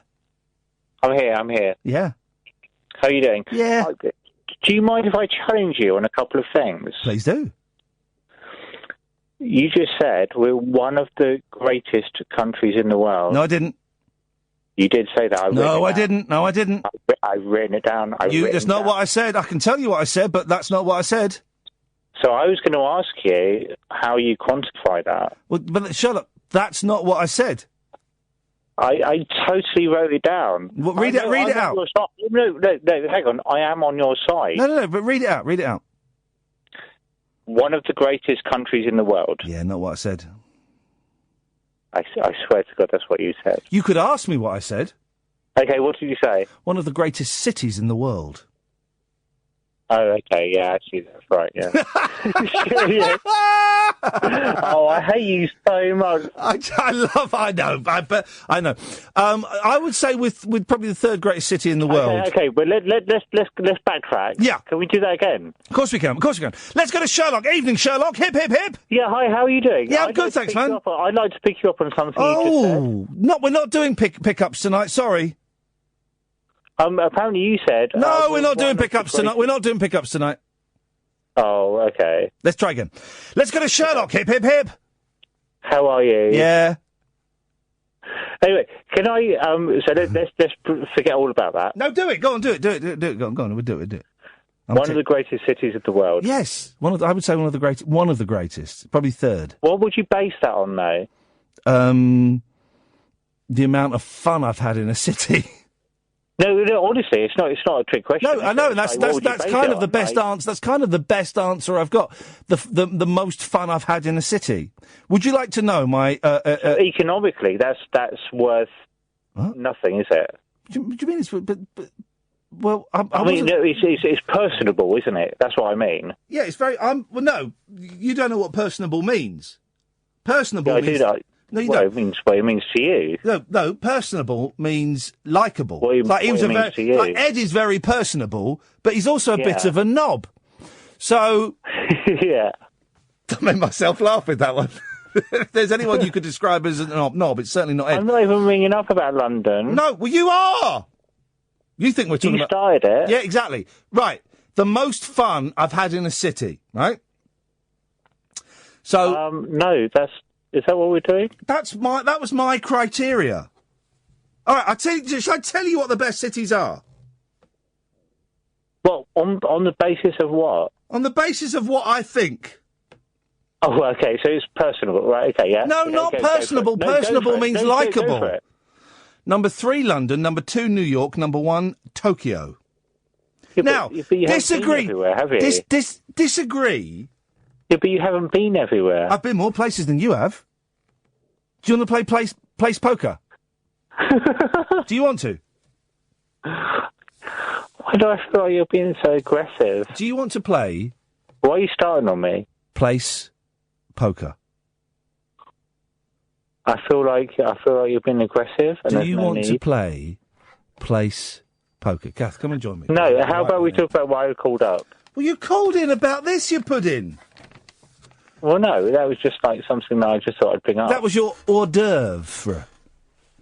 My side option, yeah, exactly. Yes. Okay, so what would you say are the top 3 cities in the world? That's not why I called up. It is exactly what he called up about. Are you Catherine getting personable Steppin. in here? He's getting very unpersonable. Oh gosh. What would you? Well, you. I wanted to cut. You know what? You started talking about it. Your producer is so lovely. What? I love her. Honestly, Fact. she's so beautiful. She's so personable. Exactly. You used it in the right context. Well done. Perfect. And I'm taking it totally personably. She's lovely. Sherlock, what would you say are the top 3 cities in the world? But that's not why I called up, though. You started talking about it. Sherlock, can I pick you up on something? Yes, you can pick me up on anything, but I can't. I can only go on the cities that I've been to. Okay. What are the top? In your opinion, what are the top 3 cities in the world based on personability that I've been to? If that's the factor you want to include in it, then that's great. Oh, why are you picking on me? Why am I not picking on you? I'm asking you the question, you muppet. Oh, I remember you are now. I remember you. London, because I'm. Is Is that number 1, 2, or 3? That's not picking on you. That's just asking you to be specific. I'm specific on you. Be specific. London, and then what was that? Where is that in the chart? 1, 2, or 3? Well, hang on, let me finish. New York. Is that 1 or 2 or 3? I'm confused now. Paris. Okay. In what order? In that order. So London is third?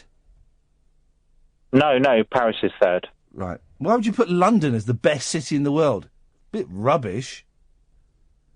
But this isn't why I'm calling you. Why are you hung up on this? Because this is what you started talking about. Well, London is a great city. Yeah, I mean, it's one of the third greatest. But hang on, you said elderly Jewish women listen to... No, I didn't, Sherlock. If you're going to misquote me again, then you got it wrong the first time. That's not what I said. No, I'm actually with you. I'm actually with you. But you said you were with me in the last one. It turns out you weren't. I was told by my boss at the time, David Lloyd, that the reason I got the job was because LBC at the time, which was 30... Can we talk about why I called up? No, because I didn't even call up about this stuff. But then why do you keep mentioning all this stuff? You've mentioned all this stuff, and I'm talking about it. Merry Christmas. But I didn't even want to talk about this. But you brought it up! Sherlock, if you didn't want to talk about it, why did you talk about it?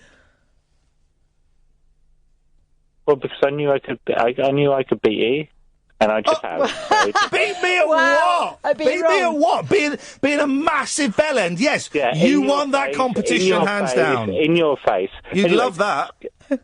The one thing... Oh, you're such a bitch. The one thing I wanted to say is... Now, can we talk about this thing, or is it not up for discussion, you just want to say it and then go?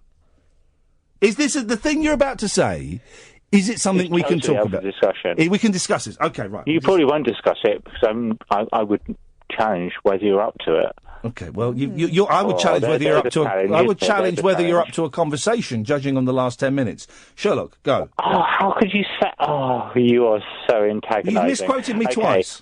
You fancy me, don't you? Do you fancy me more with the beard or without the beard? Is it the beard? I'm going to continue why I called up. It's the beard. It's the beard! Whoa! Someone's had a couple continuing why I called up. Someone's had a couple of glasses of wine. Ignoring what you're talking about. Someone's had a couple of glasses of wine, and I've just touched that little nerve on the tip of their doodah. By the fact that I'm ignoring it, it should speak volumes. Exactly, Sherlock. So, doesn't it just? Oh, yes. How about the news? Like I was talking to a producer who is lovely. Yeah, fact. I would like to add. That's the first thing you've been right about. Come on, drunk. Well, hang on. The first thing I've been right about quite a lot of things. Tell you what, I'll put it in the podcast and you can have a listen. Well, you've sobered up. Please get to the point, Sherlock, because I'm losing the will to live. Why is the news always about bad things? Why is when you turn on the news, you get home from work, you put on the local news, whether it's the southeast, south, whatever news it is. You may live. Why is it always bad? I'll tell you what. Shall I tell you why? There is never anything about what people have done good for the area. And that is that's why I rang up about. Shall I tell you why? Okay. I mentioned this earlier on in the show, but I'm happy to do it again. This is a serious point. I'm being serious. Yeah, I'm being serious. I mentioned this earlier on in the show, and I'm happy to do it again. Okay, go for it. For the heart of understanding. A friend of mine, James O'Brien, has a great quote, which I'm going to nick.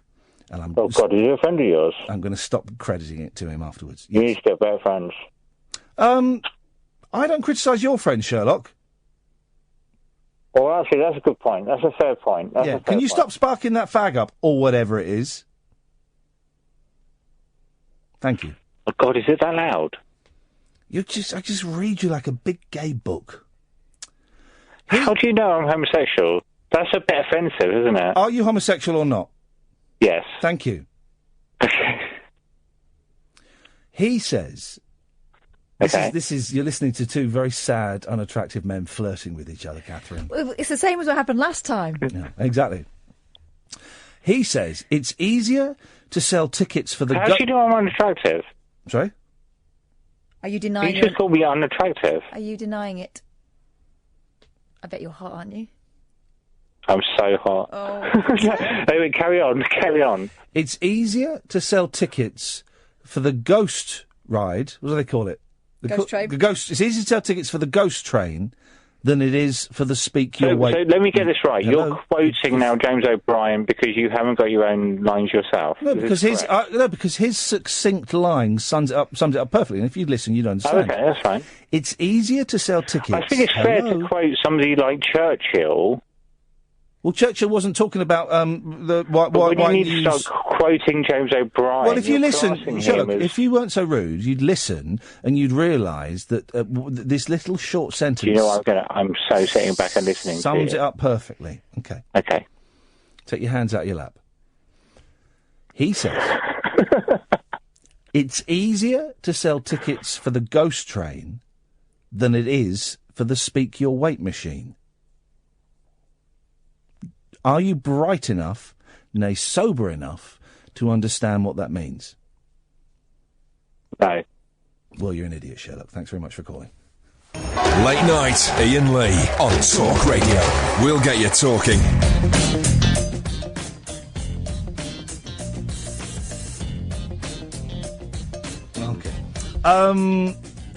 Right. We might not get to play the Jerry Lewis clip tonight. We can do an impression of it. So, Mr. Lewis, did you find that being older, being 90, made working harder? Why? Well, I mean, is it hard to work as an older man? Why? Well, I mean, making movies now, things must be different for you than when, say, 20 years ago. No. Las Vegas, has it changed a lot? What do you mean? Well, when did you first play here? Don't you have that detail? 1941. It must have changed quite a lot since then. How do you mean? I was really enjoying that little artsy there because my American accent was actually bloody good. Yeah.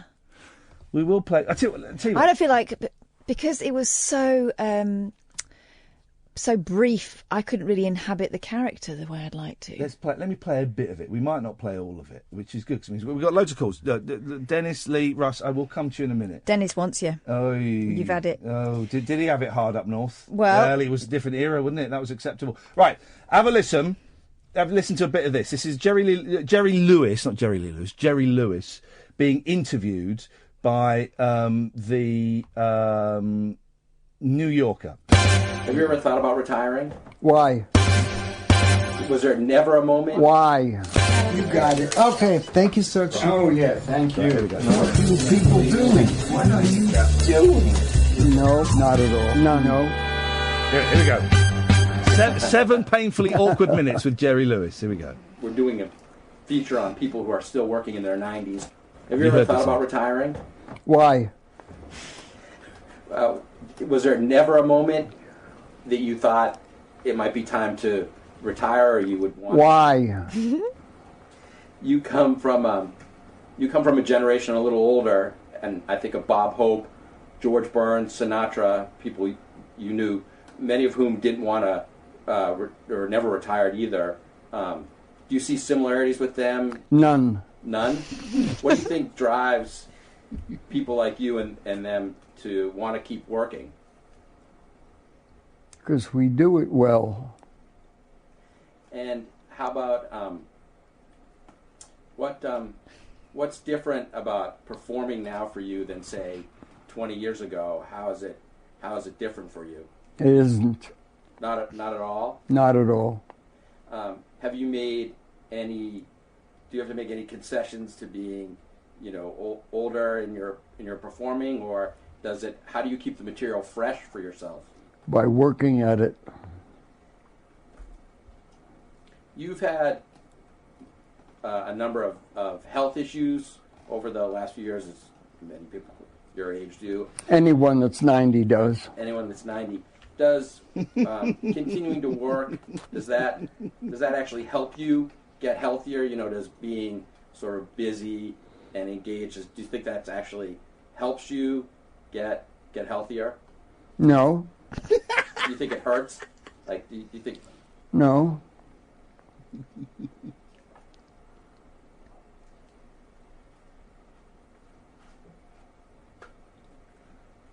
You've been coming to Vegas you've lived here for a while. You've been coming here for a long time. How is Vegas different for you than when you first came here? When was the first time you performed in Vegas? 1947.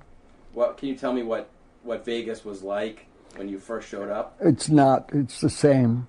It's the same? Exactly the same. Like, what is it about Vegas that you like, or what is it about, like, how would you describe the place? Like, when you show up in 1947, what was it? It wasn't a little bit of a dusty cow town. It was, what was it like? A dusty cow town. And do you still think of it as a sort of dusty cow town? No.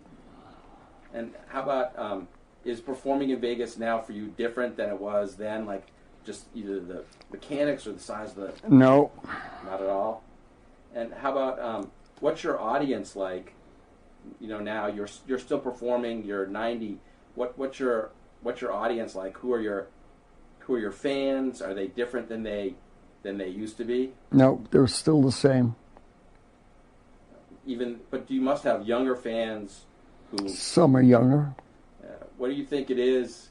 This is great. That attracts you to younger fans? Like how have you sort of maintained your audience over the years? You tell them you're playing there and they show up. And nothing different than that? No. No. Oh, I love it. How about, you've had a long and distinguished career. Do you have a favorite period of your career, a part of your career you look back on as a moment when you were favorite, happiest, or listen to this. Your most creative? What do you mean? Well, like, is there a period in your career that you look back on where that was your happiest time or your favorite time? When my partner was alive. When your partner was alive. So working with Dean Martin, was that your favorite? Yep. Part of your career? Yep. And what made that partnership work for you? Like, what was... I'll show you some material, you'll know. But if I'm not looking at the material, can you give me like a sense of like how it worked for you? It was terrific. And how about, do you have any advice for the young 80-year-olds about staying active at 90, just sort of... Get a day job. Get a day job. But you've never actually had a quote day job. You've been a performer your whole life, isn't that right? Mm-hmm. And you just did a movie a couple years ago. It just is coming out, Max Rose. What was it like to step behind... What movie? Max Rose, right? Yeah, I'm glad you remembered it. What was it like performing again after not having done it for more than a decade? It's great. Like, is it like riding a horse you never forget? And on it goes. It's delicious. I think Jerry Lewis is wonderful in it. This is Talk Radio. Unmissable late night radio with the original king of unconventional conversation. Make contact with Iain. Late night Iain Lee on Talk Radio.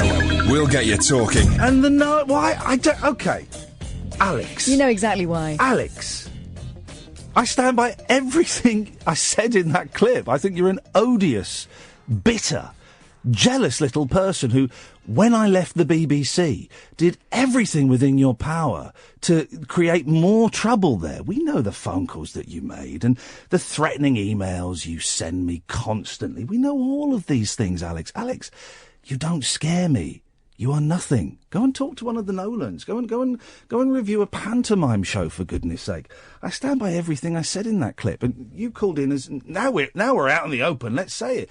You called in as Andy a few weeks ago, and said I sound like the kind of person that should kill myself. Really? Gave me advice on bringing up my kids? Really? Alex, I wasn't going to mention that you were Andy, but you've taken this into the public domain. Good luck. I look forward to a string of emails to me and my agent tomorrow threatening all kinds of legal abuse as you do. I look forward to phone calls to my bosses pretending me from all kinds of various news outlets. Good luck to you, buddy. I wish you nothing but peace and love. Peace and love. Dennis! Oh, maybe he's died. Dennis! Good evening. He's still there. He's still Rang there. up to say, why are you sounding off about Northerners again, having a miserable time? I haven't got a clue what you're talking about.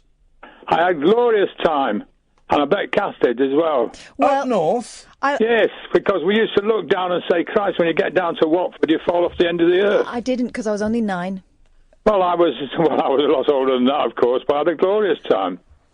Met my wife up there, did everything else. Everything that was worth doing. First son was born up there. Well, what are you doing down here, Dennis? Well, I came to get away from my mother-in-law. Well, yes, that would do it. That would do it, definitely. Well, we're glad that you made it down, Dennis. Well, I've stayed here ever since. I'm probably a southerner by now. Yeah. Well. They wouldn't recognise me up north. Although my sons pull my wanky ball. He pulls you what? What? Pull my little dinky-do. What? Every time I say something with a northern accent. Oh, Dennis, you do enough talk some rubbish. I know, but that's life, isn't it? Yes, that's life. I've got long to go, so I might as well talk as much rubbish as I can. Exactly. You sound sparkier than Jerry Lewis, and you're older than he is. Yeah, well, of course I don't. Jerry Lewis was never one of my favourites. No. It was too daft. Yeah, a lot of people say I kind of like the daft, but I know a lot of people it didn't sit particularly comfortably with them. I could never understand why those two were paired together.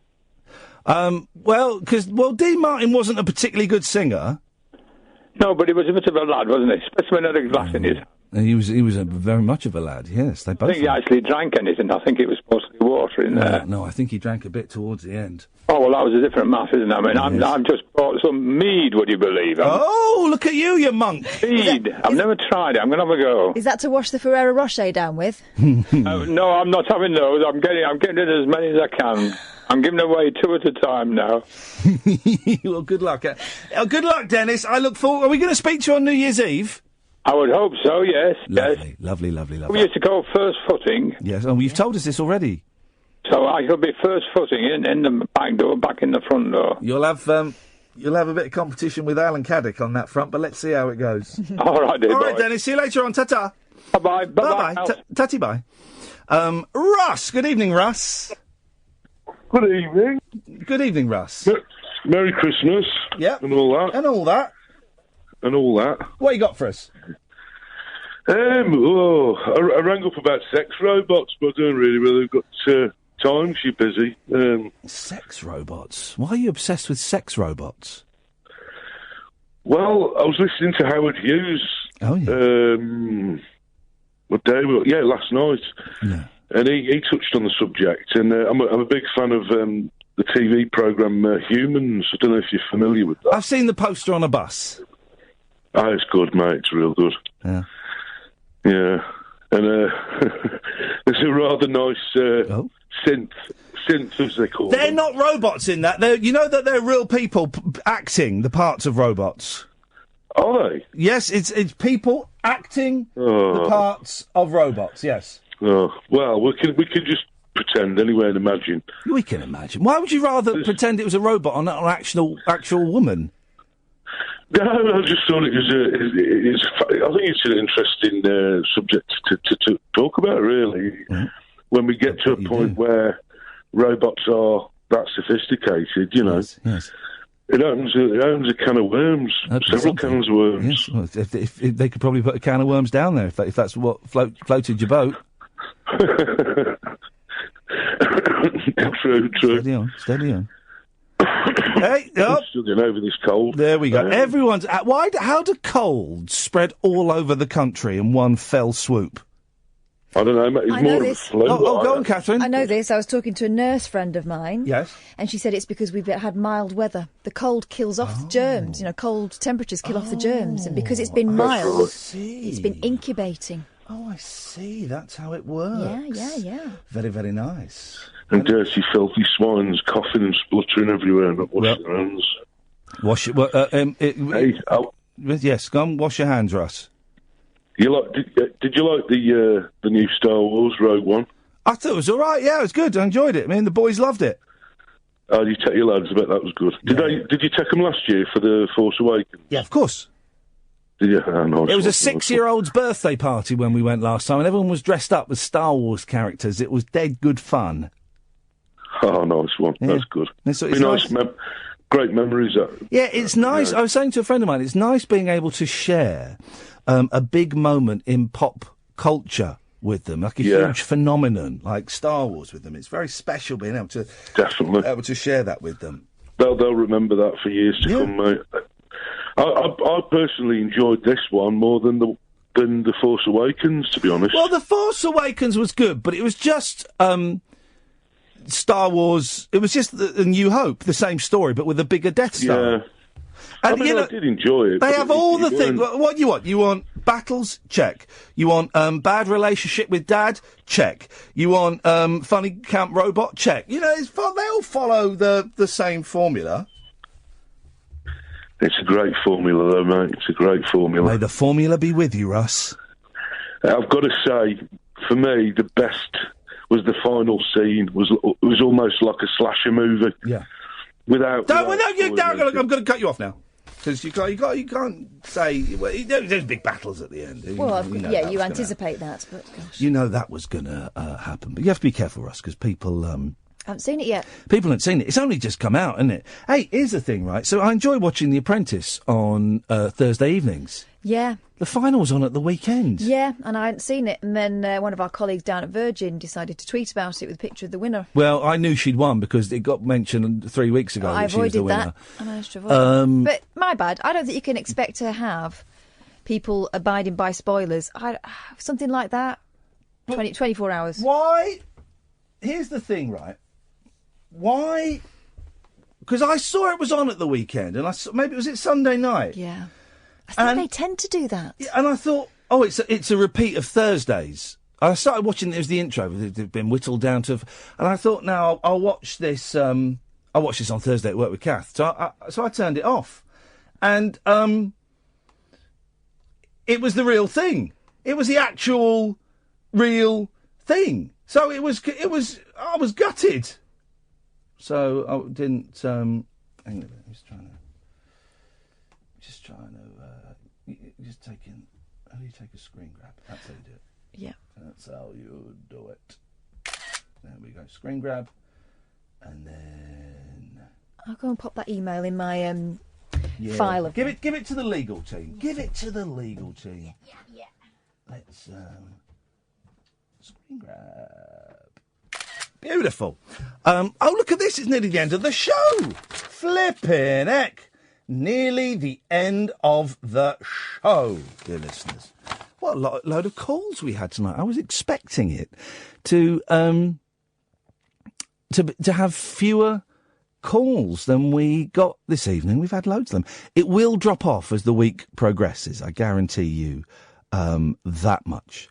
So if you feel the spirit within you one evening to lift up your arm and pick up the telephone and dial, then you're very welcome to do so. 0344 499 1000 is the telephone number if you want to give us a call. And like I said, here on this show, we're trying to create a show that is celebratory, that is not shouting, is not getting you angry, is not getting you scared. There are loads of horrible, horrible things happening in the world right now. There are loads of massive idiots out on the internet right now. I've named one this evening. I didn't want to, but he kind of forced my hand. I've been very polite and not named him, but, he's been bugging me for quite a few months. And I feel sorry for these people. I feel really sorry for these people. So what this show is us trying to create something celebratory and to create something that isn't going to cause fear, that isn't going to get you angry, that isn't going to get you scared. We're going to try and do something a bit different. And we won't get it right every single time. And I certainly can't begin to profess to carry that over into every single second of my life. Of course not. I'm just a bloke. I'm just a bloke with a mental illness. I'm doing the best I can. But between the hours of 10 and 1, Monday to Friday, this week, I'm off next week, guys, sorry. We are certainly going to do our best, guys, to create something joyful and joyous and warm and embracing. This is Christmas, do you know what I mean? And you people can send your emails and post your clips online and send your snipes and all of those things. You can do that. And I just feel sorry for you guys. I feel really sorry for you because I'm going to go home to my family now and I'm going to be happy and I'm going to be loved and you're going to be drunk at a keyboard. Do you know what I mean? I didn't want to mention names, but I kind of had my hand forced. I'm glad I did. I'm glad I did because I've got all those emails stored, and it'll be nice to get them out. Oh, look, this is what the whole show was going to be about, and I completely forgot. A woman eats 325 sprouts. That doesn't sound like a lot to me. Oh, although the repercussions. I love sprouts. I do. I love sprouts. My youngest phoned me up the other day. Daddy, I've got some good news. What's that? I like sprouts now. Oh, no, because that means less for me. My eldest likes sprouts. A size 8 woman scoffed the world's biggest helping of sprouts, eating 325 greens in just 36 minutes. That doesn't sound like a lot to me. I think I could pull that off. That's on. Sounds like a good challenge. Wait. 5, 6. I could probably do about 6 every 10 seconds. Listen, depending on how boiled they are, you can just swallow them. You don't even need to chew. Professional competitive eater, Emma Dalton. Oh, she's a pro. Professional competitive eater. The way I'm going, I could certainly work that. Devoured half a stone of sprouts in the challenge. Emma, 27, from Bromsgrove, who once ate a 5,000-calorie burger in under 10 minutes, coated the greens in mint sauce and gravy to help wash it down. So she was just necking it, swallowing it.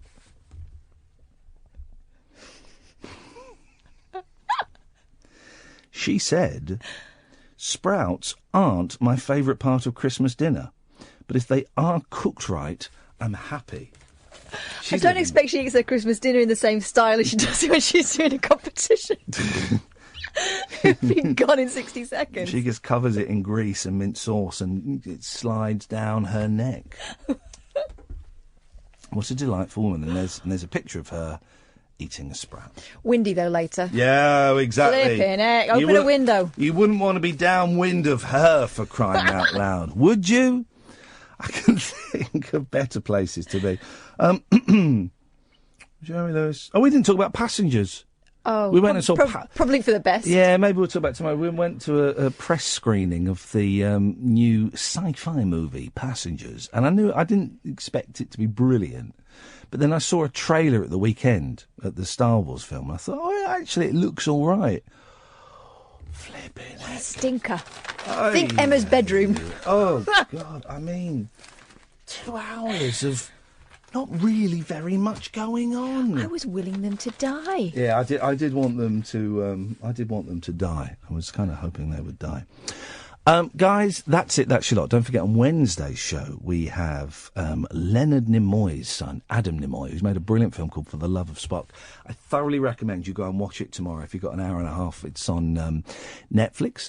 We will be back tomorrow night at 10. Don't forget, download the podcast from Ed, from Catherine and myself.